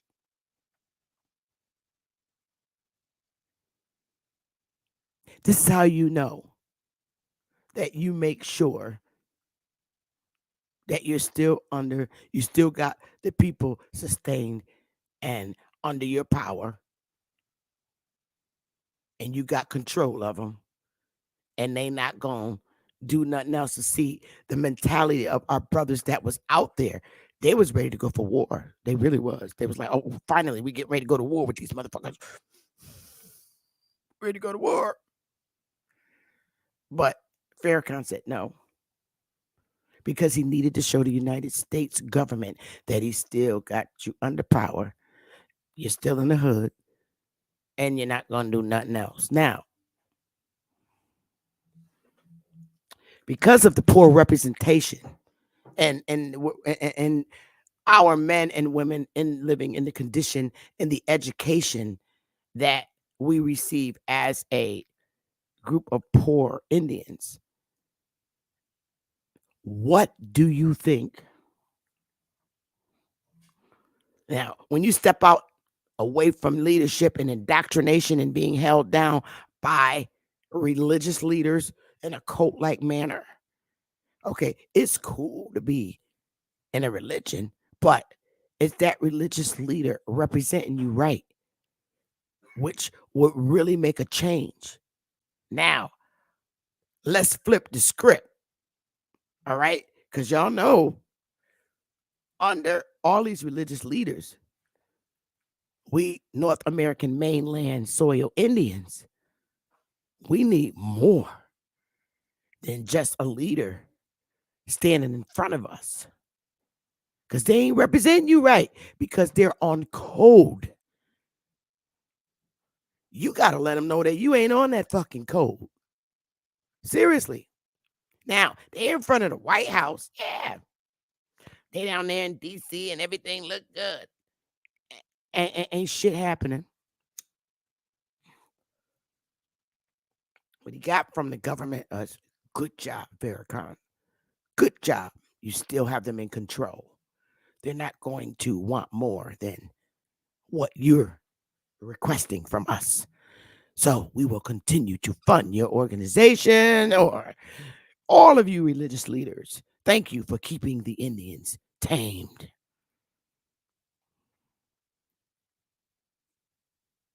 Let's flip the script like the other foreigners are doing. Other foreigners, when they flip the script, they get U.S. attention. When I say flip the script, let's flip the script like the Palestinians and the Jews that's over here. Yo, send my country some damn money with my tax dollars, man. My family's over there, and I don't want nobody to get killed. Now, we can do it without a leader. This is what happens when you don't have a leader. Now, let's say we flip the script. Do you know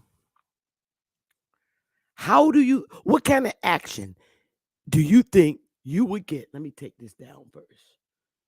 Take this shit down.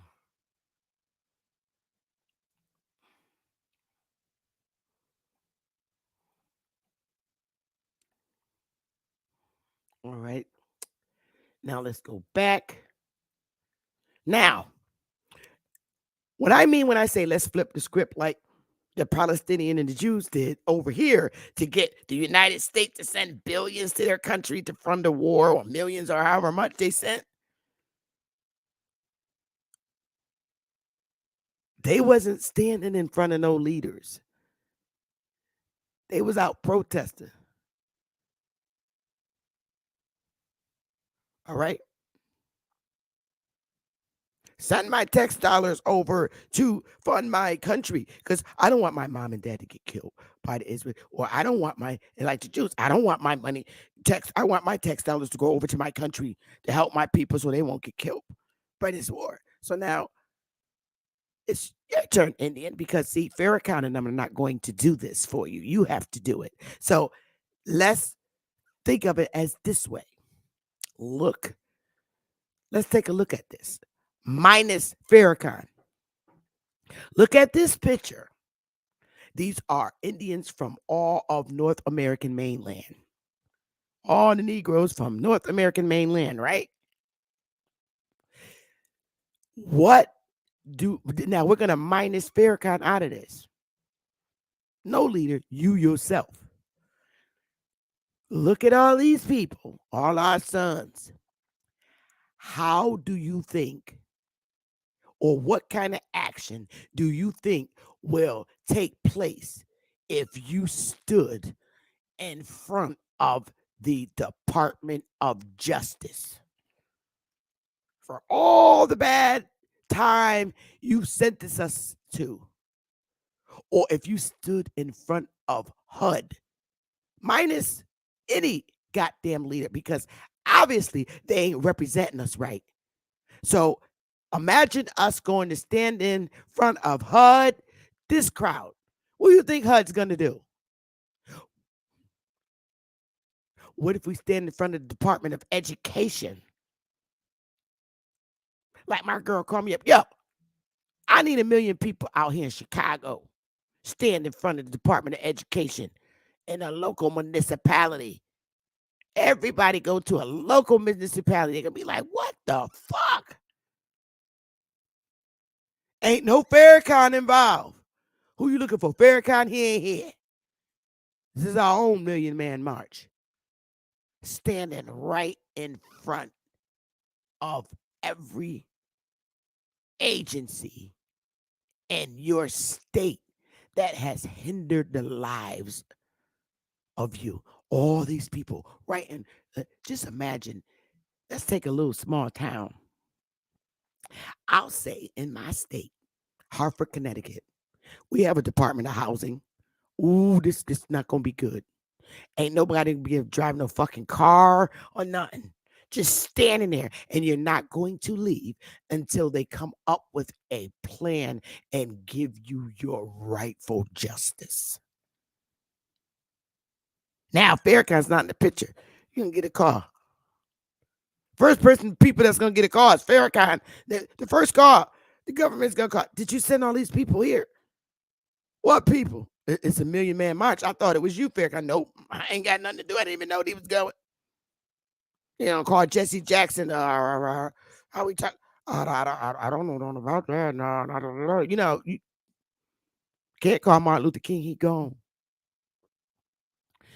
You gonna call Governor Scott? You gonna call Chris Adams from New York? They ain't gonna know shit about this. They ain't got nothing to do with it because they're on code. You're not. You're on your own code now, and you're not leaving until they come up with a policy. And you make sure you do it when legislation is in session. That's where you want to go. What are your thoughts on that? That's power. It's scary, and it's all the way they identify. All these black people are out here.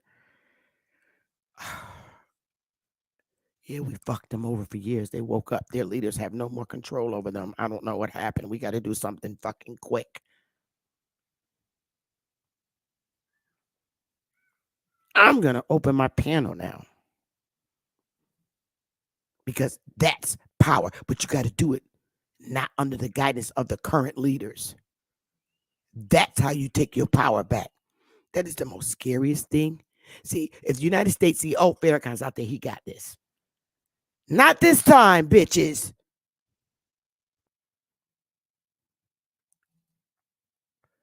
Paste. There's the link. We ain't doing it. We're not doing it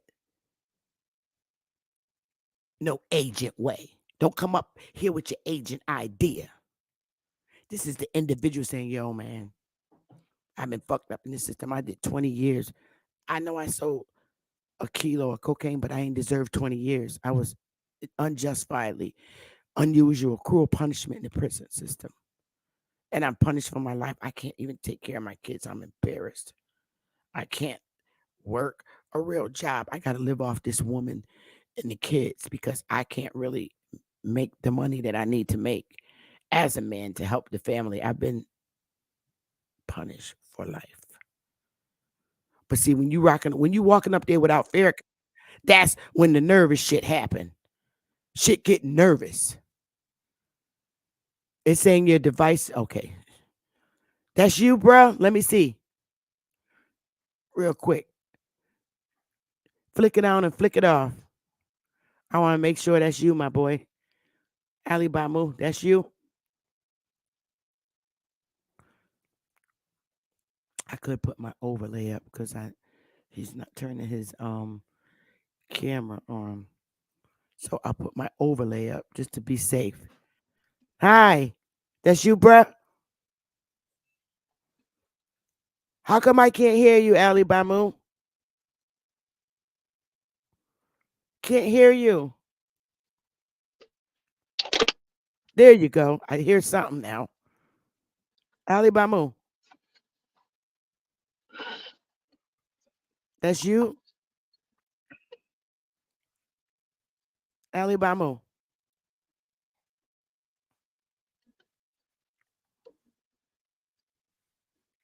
Nope, something's wrong with your audio. Unless you're not connected. I'll wait. Oh, there you go. You sound Mic like check. a little mic check. That's better. What is going in? I'm regularly putting a hunky hole by StreamYard, but Ooh, can you hear you're me? breaking up. I can hear you, but you're breaking up a little bad. Are you in the different area?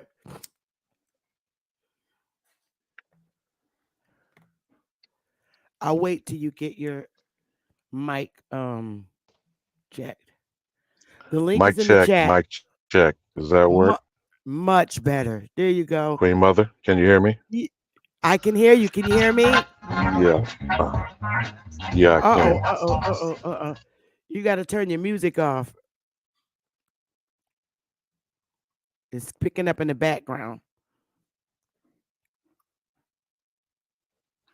I'm getting ready for an appointment. Can you hear me? Up now I can.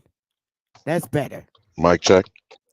Yep, I can hear you. Yeah, I don't know how long I can hold with you. I'm waiting outside the VA, but I did want to chop up a couple things with you. And thank you for the invitation. The other time in the wake of Bill Cosby, It seems I don't know if I'm being scratched, but Cuddy definitely is. Every time we seem to talk about this lawsuit with Farrakhan, it mysteriously gets pulled. So I'll try to maintain my decorum. However you want to bounce it. Let's do some pickleball. Is that their latest thing that they're fixing? I prefer Some ping pong or what? tennis, but however you want to. Okay. We could try some pickleball. You know, that's what they're fixated with now. I prefer ping pong or tennis, but however you Okay. want to chop it up for a minute or two. Okay. I You got it. appreciate your point and your perspective. The predicament with bringing a crowd like that is having people, like you say, on code and preventing a mob-like mentality. You know, Correct. there's a triggering event that happens that people then go into a mob psychosis. January 6th Correct. is one example, but we know domestic terrorist mob activity has gone on our soil since we've been invaded. Now, I'd like to circle back to your immigrant comment, and I'm going to agree with you from your point of view, but you know I disagree by just stating there ain't but one America. So now I agree with you that an American then turns him or herself into an immigrant by choosing United States citizenship. Can we chop that up for a minute? I don't know whether people in the short bus comprehended your approach to that. But can we chop that up for a minute or two? Yes. You got it. No, I agree with what your position is. I think it gets lost in the sauce with people who will die on, for example, have you ever followed when the 1619 came out and what Nicole Hannah-Jones said, her attitude towards her father constantly waving the American flag? And it was so offensive to her until she did the research she did for the alleged project and then realized that her father fought and died for his belief in America, not these immigrants to the United States. You follow me? Yes. But we don't communicate that. See, here's the problem with being called Negro and Black. You feel me? Yes. Because when you define yourself that way, you see yourself in proximity to people who are referred to as white. Now they're passing out this like candy and bubble gum. You know, they're passing out this white status, this Caucasian on documents, green cards, work visas, student visas, naturalization process. A lot of people don't seem to know that. There's a comedian, Michael Blackson. I don't know if you're familiar with him. I mean, he's almost, his running joke was he's under the bed black. He's 1159 black. That ha ha ha ha. You know, everybody busts out because you know how we are about what we used to call them, tar babies. Correct. Midnight black. Yes. Purple black. Yep. Now people. Yeah, now people make jokes about that, but then what does black mean in a connotation for an entire people? It is a status. Because most of us are not that dark. You don't exist. Mm-hmm. It's a status of life. I get it. You don't exist. Yeah, but you keep calling yourself that. Right. And that becomes a self-perpetuating, fulfilling philosophy. So you think black, you act black, you live black, and you accept being treated black. So there must be other people that are being treated white, think white, believe white, live white, when you know there are no white people. Not even albinos are white people. Correct. But to subscribe to the status of blackness, which is the first fallacy that has to be stopped, that's your ticket to being an immigrant in the United States. That is correct as well. I may not have said it the way you proposed it, but that's what I'm going to suggest for people who holler, I'm foundational Black American. For people who holler, Yvette Carnell, I'm an American descendant of slave. For people who holler, Jabari, that we're from ancient Egypt or have African descent. Those are different tickets of your subscribing to removing yourself as an American and now immigrating, and I want to say with an E, because people don't know the difference between immigrant with an I and immigrant with an E. Immigrant with an I means anybody the land on. You're breaking up. You got to go with immigrant again.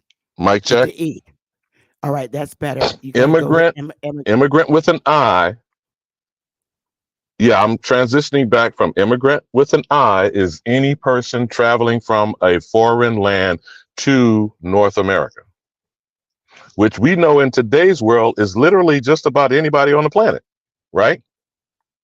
Correct. But immigrant with an E is moving within a landmass. So when you go from Alabama to California, you are immigrating with an E. When you come back home from Chicago to Mississippi, because the Great Migration took your ancestors there after whatever, Indian Removal Act, Civil War, World War I, World War II, we've had mass migrations of the American Indian, called the Negro, move throughout this continent, right, Queen Mother? Correct. That's immigration with an E. Then they were deceived in what was called citizenship under the 14th Amendment in 1868. Correct. Now that was stretched across people who were called freed, F-R-E-E-D, African slaves. That's what they alleged, right? Correct. Then that citizenship status has been extended to each and every immigrant wave since 1870. Like you say 1870, 1880, 1890, 1900, 1910, 1920, basically about every 10 years. Let's just use it as an example. You feel what I'm saying, Queen Mother? You're speaking the immigrant with the E, correct? No, with the I.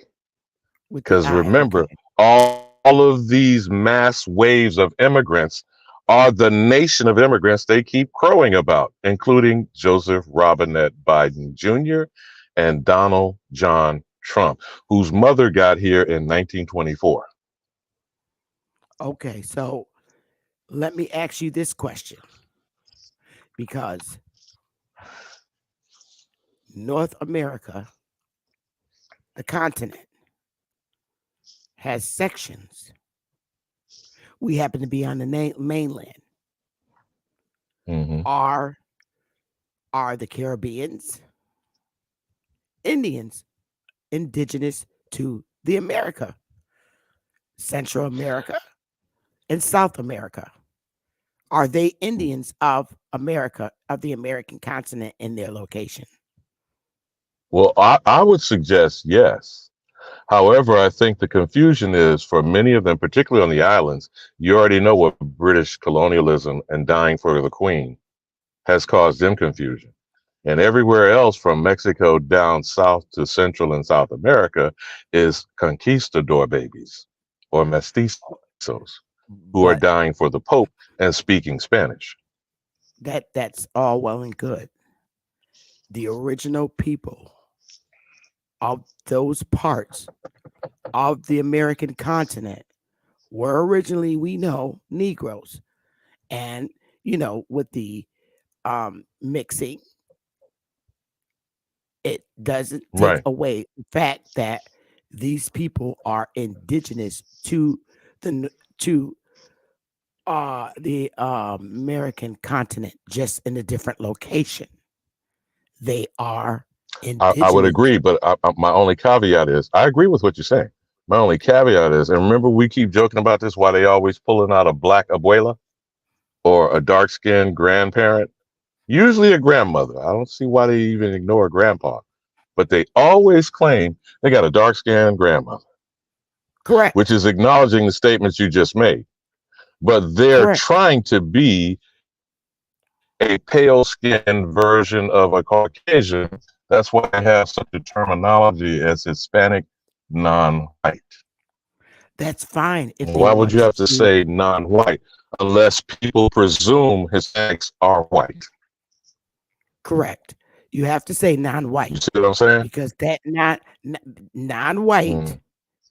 means that they are Indians and indigenous to that particular area of America. They are Indians, whether we want to like it or not. Many of them have come out with their born with their more of their European features, and there's nothing wrong with that. They're indigenous to that location of America. I am not going to deny them or not acknowledge them as not being Indians. I can't do that. That's their area. That's just like them if they were to come over here and tell us that we're not the Indians of the North American landmass. So, yes, there's one American, but there are many Americans in many locations of the North American continent. You have indigenous people in Canada.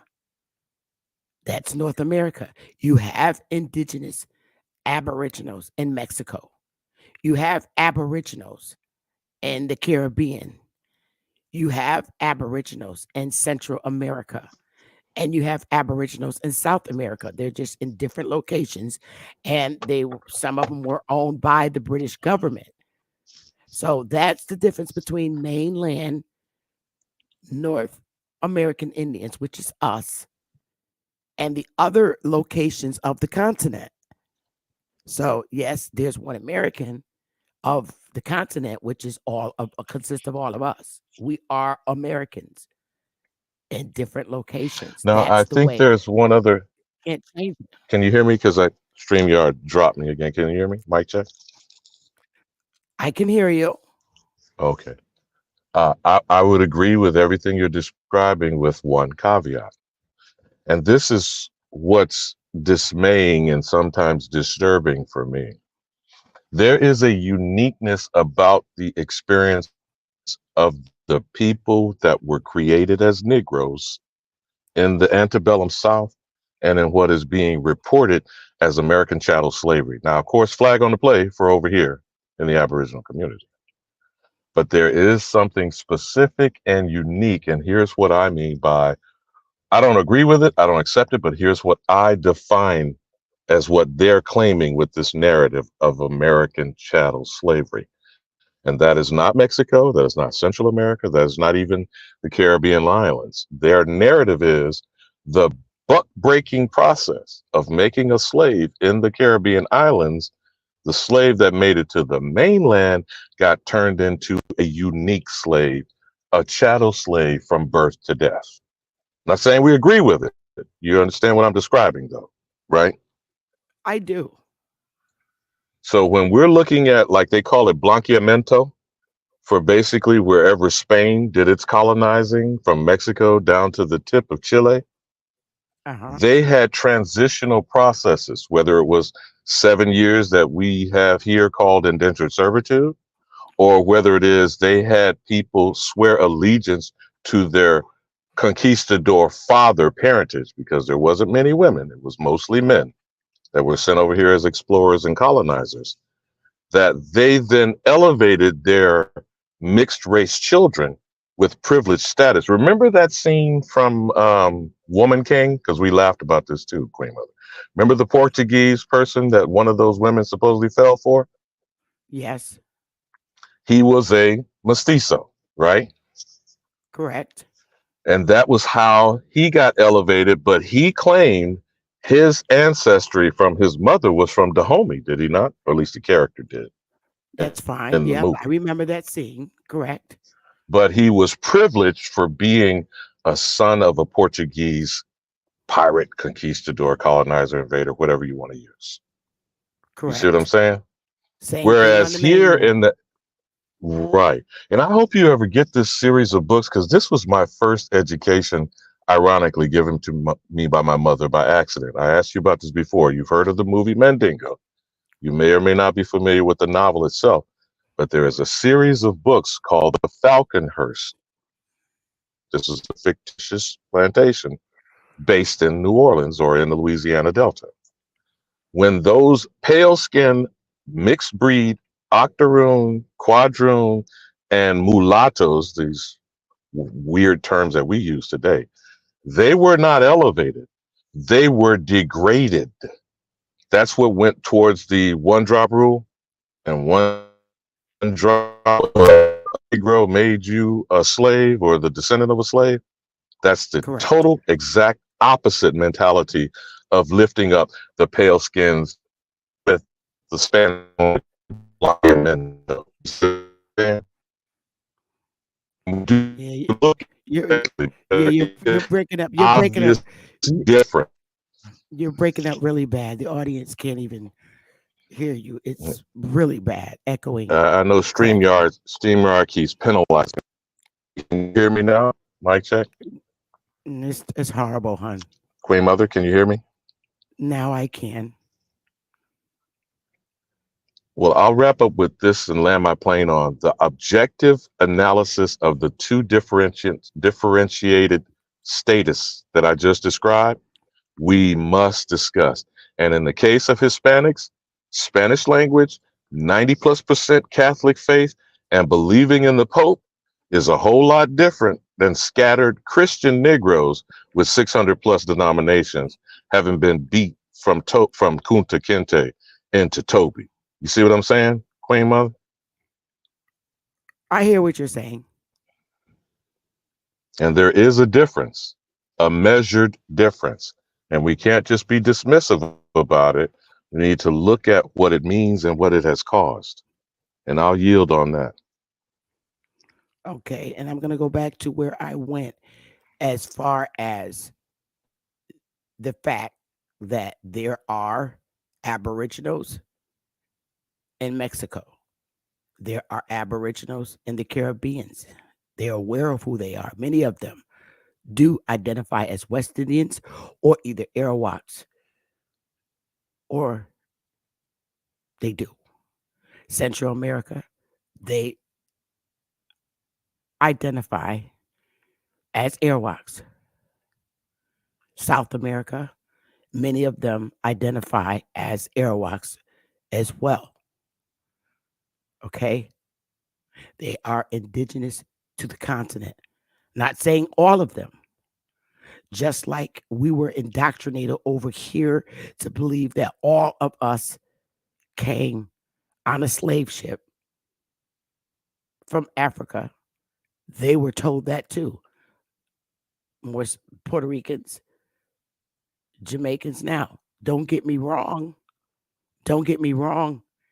There was slave ships brought to these locations, the Caribbeans, Central America, and South America. There were Africans brought there, but there were more Africans brought out there than on the mainland. I can agree with that because the records tell the story. But we also have to understand that some of them are not Africans. Like Haiti.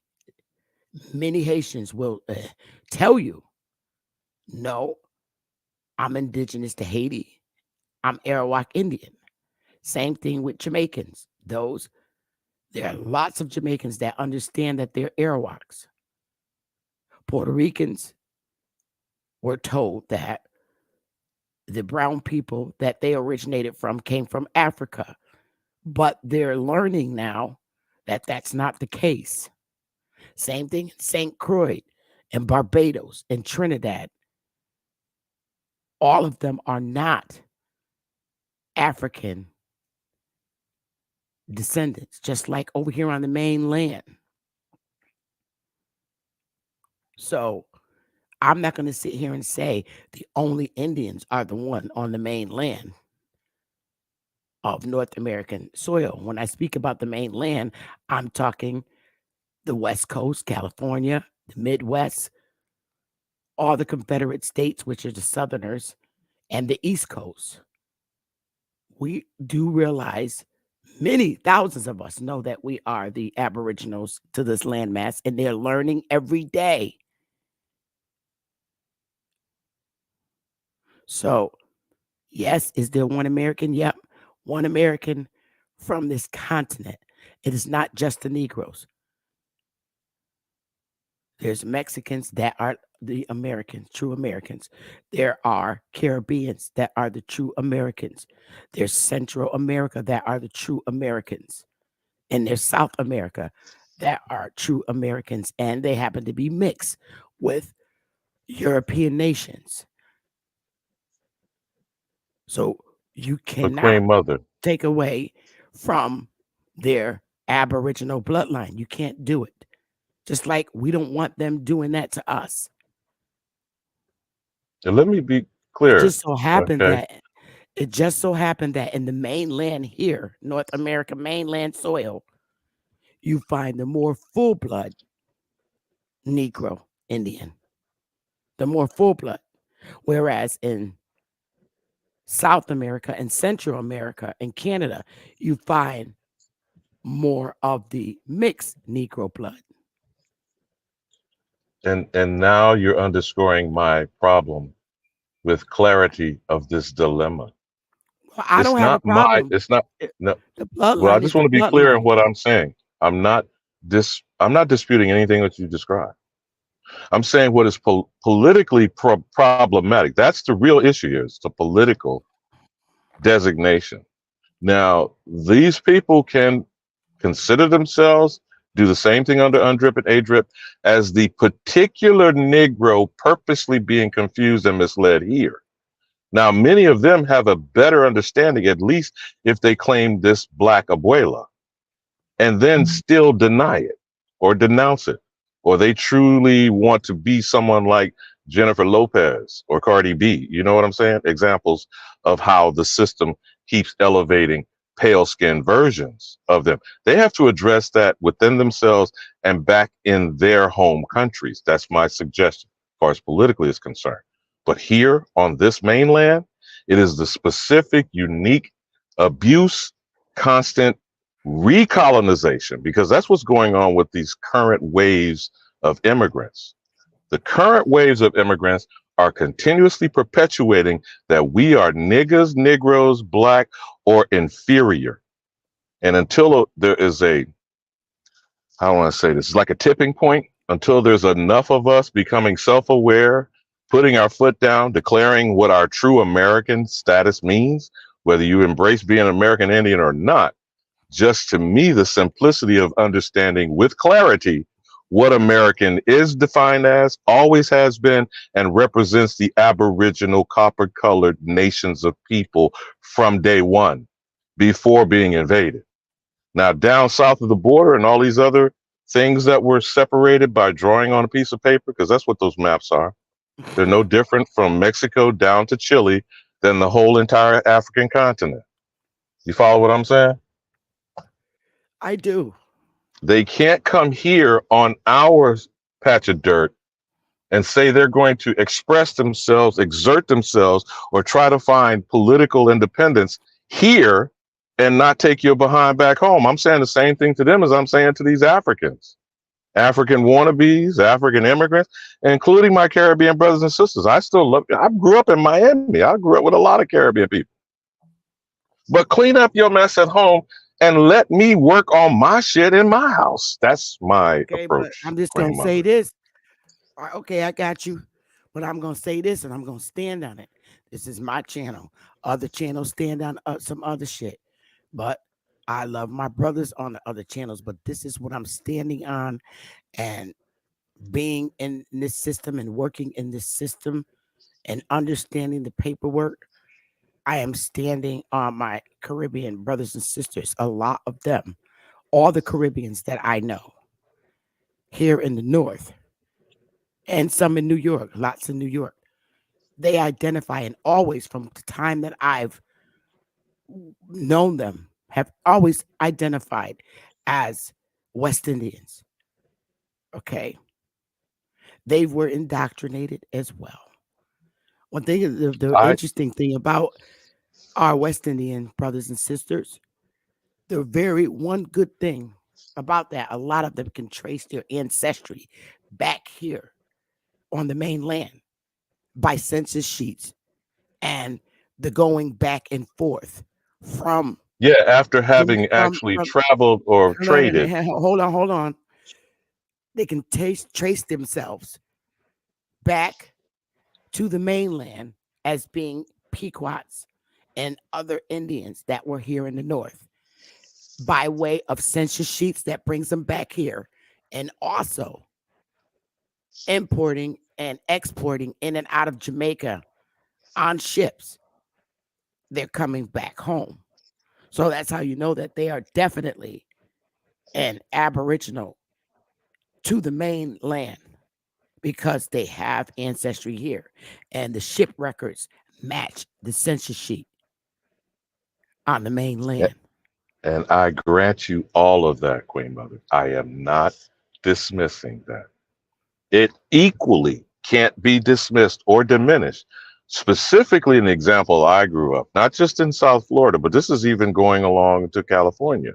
Many of these people, first and foremost, came here because of their pale skin, privilege, if you will, or even in the case of many of these coyotes being brought over here, how did they get thousands of dollars if they weren't at some elevated position, or at least more well off, even though they claim they're fleeing drug cartels and strife or whatever? When they get here, they come with the mindset of preferring white zaddy, primarily from Catholicism, the Pope, That's and okay. deification and deification of white I don't Jesus. care. I'm saying That's not my point of my show. And I don't want to even I don't want to knock it there. I don't care if they come from Central America, South America, and they're identifying with their more of their European side. That's fine. It still can't take away their bloodline of being indigenous to the part of America that they came from. And I'm sorry if you don't like that, but that's not the way I'm my not, show you're is gonna run missing what I'm today. saying. I'm not Well, disagreeing with the point I'm of their not saying that origins you're or their disagreeing. ethnicity. I'm not saying that you're disagreeing, but you're coming with the racist stuff about Oh, now their belief. you're going to charge me with being racist as opposed No, to I'm I'm saying actually being you keep objective. throwing that in there. You keep throwing that But in it there, cannot and be it's okay. dismissed. It can't be dismissed. They are, I'm first not of all, trying to if dismiss that it. wasn't the What? case, if Listen, it wasn't the Ali case, Bamo, Queen Ali Mother, Bamo, Ali Bamo. What I don't care about their white side at this point. I don't care. But if that's who they choose to rock with, that's fine too. But what I'm not going to deny is their original bloodline that puts them here. That's all I'm saying. That's all I'm saying. You could say whatever you want, but I don't want to throw the audience off, because today's segment was really to teach them about who the Americans are. And I just don't want society to think that just mainland North America is the Indians. That's all I was trying to say. That's what I'm showing in this segment, that we're not the only Aboriginal Indians just because we're on the mainland, that there's other so parts may I of say it this America. way? I got you, and I agree with you 100%. Okay. Now, may All I right. say it in responding Yes, this way? absolutely. Because the American Indian, who is seen as dark complexion, is dismissed, denigrated, or told a narrative of slavery attached to the ancestry of their darkness. This is what causes people to turn their back on their black abuela, grandparents, or here, where we ignore Big Mama telling us she was an Indian. And we come throwing up like that scene. Remember, I keep bringing up Brewster's Place with Robin Givens and Cecily Tyson? Yeah. We keep searching for an African identity to dismiss and disregard their actual identity. That's my whole point. And there's a different version of it when it comes in a package speaking Spanish and believing in the Catholic Church. That's the only point that I'm making. I got you. And you're right. So what we have to do with our South American and Central American brothers and sisters, we have to teach them that they were told pretty much the same story as us. And we're doing that now. A lot of Central America, South America are learning that the darker side of them, their bloodline, is not from Africa because they were indoctrinated like we were here. So I'm reaching out my hands to them, and they're getting it now and they're understanding it. And believe it or not, a lot of Central America, South America, um, the Caribbean islands, their grannies are telling them that that's their Indian grandma, that dark person that they keep over the fireplace from back in the 1800s and the 1700s. That's their Indian grandma. So a lot of them are learning and it's clicking with them now too. It's going to take time. We've all on this continent as Aboriginals have been indoctrinated by horrible It's been leaders. centuries. It's been Right. centuries It's been in a the good making. while. So they're But getting it now, before, and they're yeah, understanding it, and it's making sense to them because they're saying, okay, wait a minute. I know my Spanish side definitely didn't make me an Indian. It's something to do with that dark person. And now I know what it is. I know how I got to be indigenous because one of my Spanish ancestors slept with an actual dark Indian. That's why my Nana over the fireplace is dark. So now I know she's not from Africa. She's the one from here. They're getting that now. can, can I leave you with a contemporary example before I go into my doctor's appointment? Are you Yes. watching the World Series? No, I'm focusing on You're not a lecturing and baseball lady. learning. You're not a I baseball lady. I'm I just saying I for a like I like I diversion. like I like Yankees, but I'm focused on this now. And Well, I let me don't know. You share this missed my with you. segment. You missed my segment earlier. I opened up to my audience of who I really am as a No, person. no, no, no. Hear And what I'm saying. I'm just share this for you for contemporary purposes, because the Texas Rangers and the Arizona Diamondbacks have relief pitchers with Hispanic surnames and look just like the Negro on the corner. Castro, Frias, mhm, etc. And I'm talking about both teams.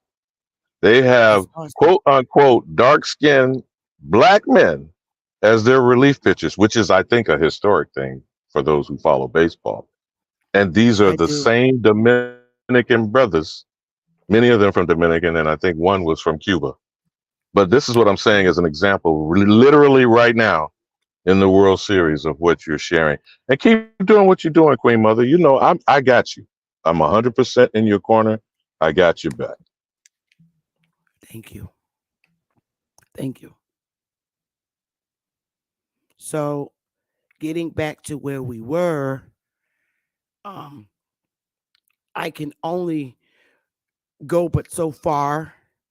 But the Puerto Ricans, Jamaicans, the Haitians, the Dominicans, St. Croix, Barbados, Trinidad, all West Indians, the Panamanians, the Costa Rica, Nicaragua, Honduras, and including in South America, Argentinians, the Brazilians, Chile, Colombia.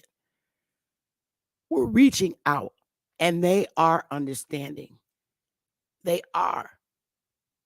I can only go but so far on YouTube unless they tune into my channel. But you'd be surprised how many of them know that the Spaniard is not what made them indigenous to the Americas, that it is the brown skinned person that got them their features, that made them indigenous. And they're putting two and two together and learning that, well, if it was an African person, I couldn't be indigenous to this land.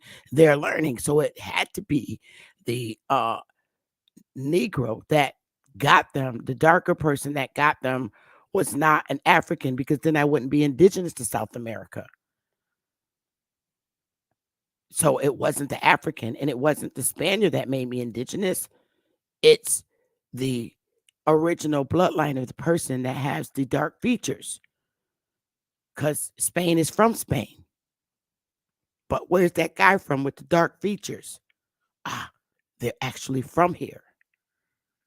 So that's why I'm indigenous. So they're all putting this together.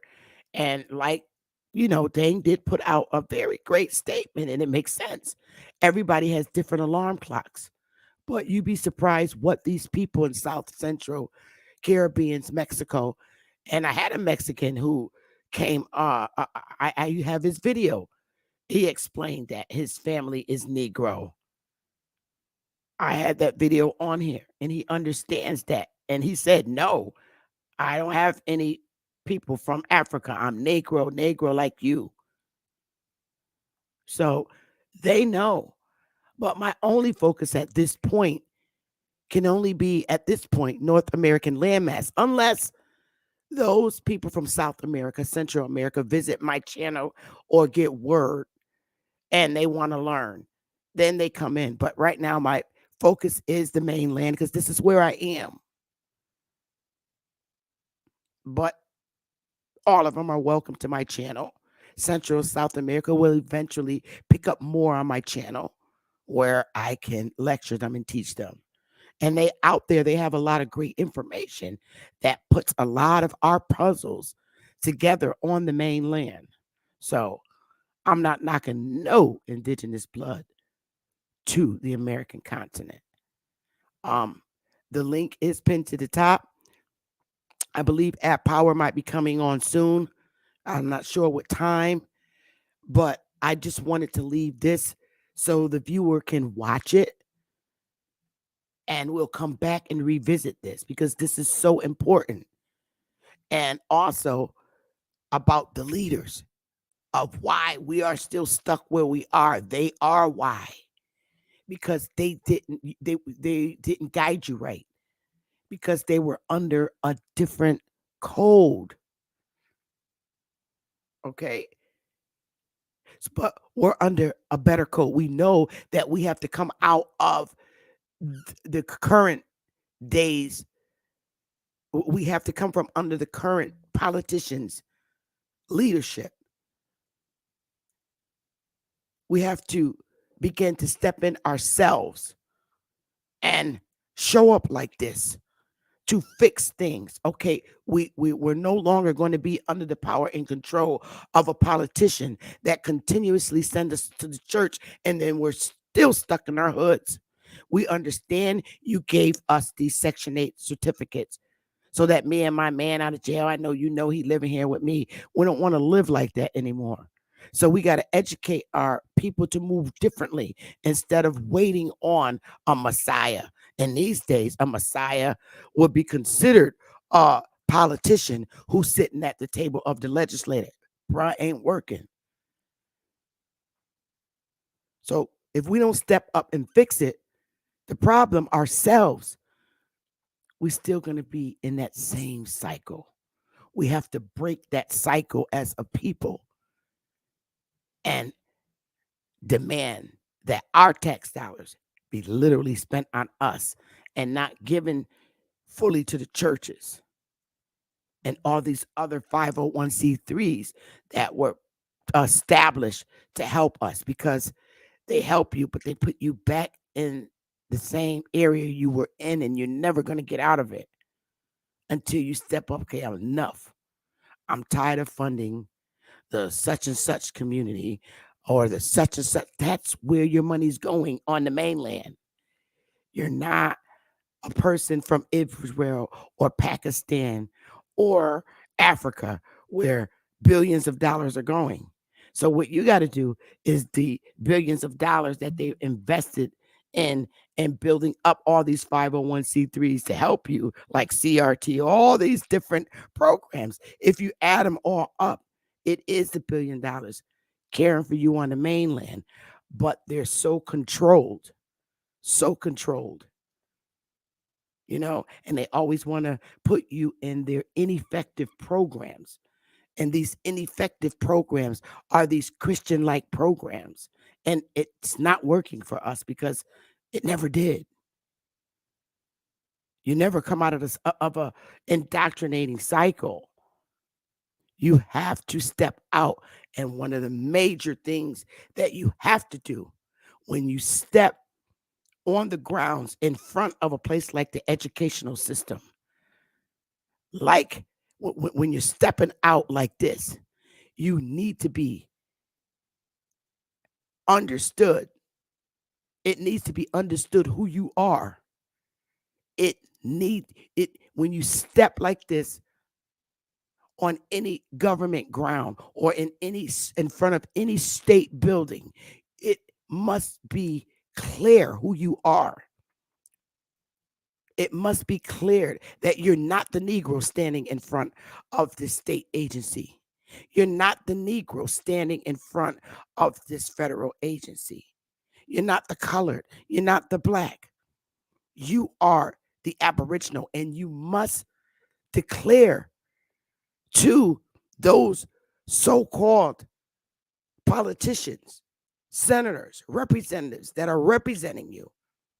You must declare to them and say, wait a minute. You're not representing a Negro, a color, a black, or African American.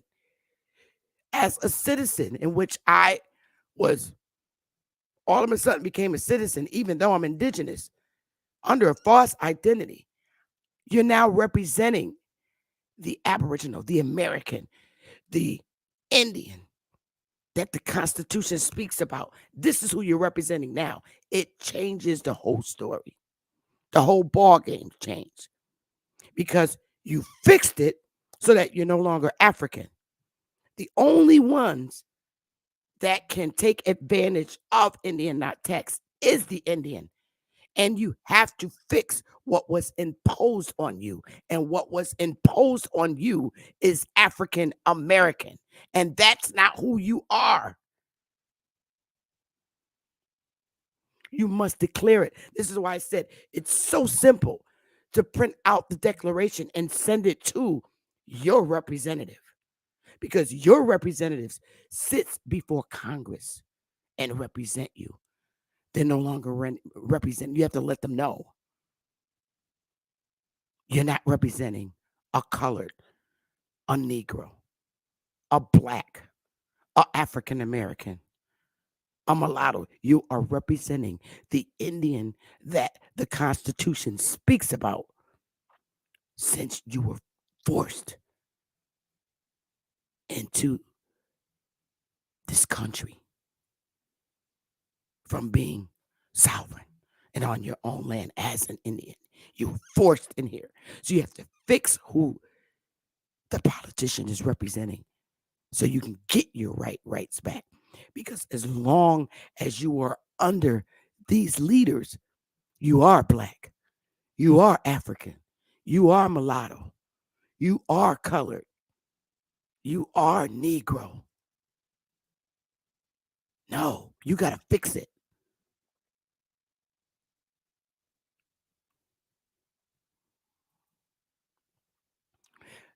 The link is pinned to the top. If you have no more questions at this point, I'm going to close my segment. I'll play one more song. If you're not here, up here, by the time the song is over, I hope I was able to instill something. I hope I was able to articulate what I needed to you to understand today.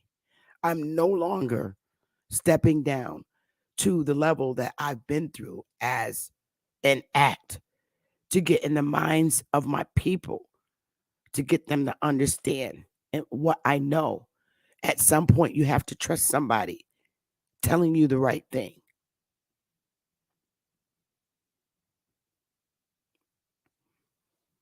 So with that being said, I'm going to shorten the segment, but I'll wait just in case there's somebody else that needs to come up and ask a question. But after this song, I'm going to close the segment out. And I hope that I really uplift you and get you to a better understanding about leadership and your money and why you're still where you are.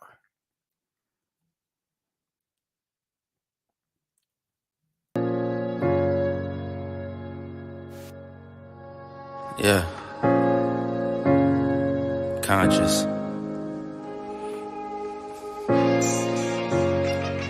Matic. Alright, so far away I come from.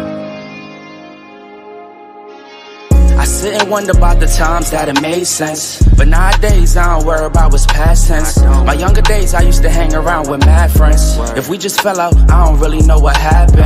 A lot of people come around and keep you stagnant, distraction. So yeah, don't show them no compassion. We was really out here grinding, really rapping, stacking them Franklins, them Grants, and them Jacksons. Imagine if we would've never chased our passion. We probably would've never knew what happened. They was all just talk, we showed action. Once they leave, don't you let them back in. Just pack up all their stuff and send them packing. I'm blacking on anybody thinking they could act up with me. This vibe ain't for free, cause where I'm at in life, I'm only focused on me. Note the self, know yourself, focus on your health. They don't wanna help, then fuck it, do it by yourself. Don't give them no excuse to put you on the shelf. If it's me, myself, and I, then it's no one else. Yeah. Self-love is the best love. It's the people who always give that never get love. They ain't real enough to probably say they messed up. Just let it go and make the best of it. Yeah, self-love is the best love. It's the people who always give that never get love. They ain't real enough to probably say they messed up. Just let it go and make the best of it. Love yourself. Yeah, practice what you preaching, but clearly they not practicing entitlement and pride. Yeah, those two things they factor in. Spiral out of control just from all the bantering. When they accustomed to talking behind your back with all that chattering. I remove myself before I abuse myself. Talk about self-love, but you gotta do it yourself. Yeah, I won't act too good for no help. We all healing now. Said some things about me that ain't true. How you feeling now? Even at my lowest, they tried to find a way to bring me down. Big y'all up for years, ain't talking just the brand or the sound. I don't throw things around, I do it from the heart proud. Mama just wanna see her sunshine, removing them dark clouds. Yeah, self-love is the best love. It's the people who always give that never get love. They ain't real enough to probably say they messed up. Just let it go and make the best of it. Yeah, self-love is the best love. It's the people who always give that never get love. They ain't real enough to probably say they messed up. Just let it go and make the best of it. Love yourself.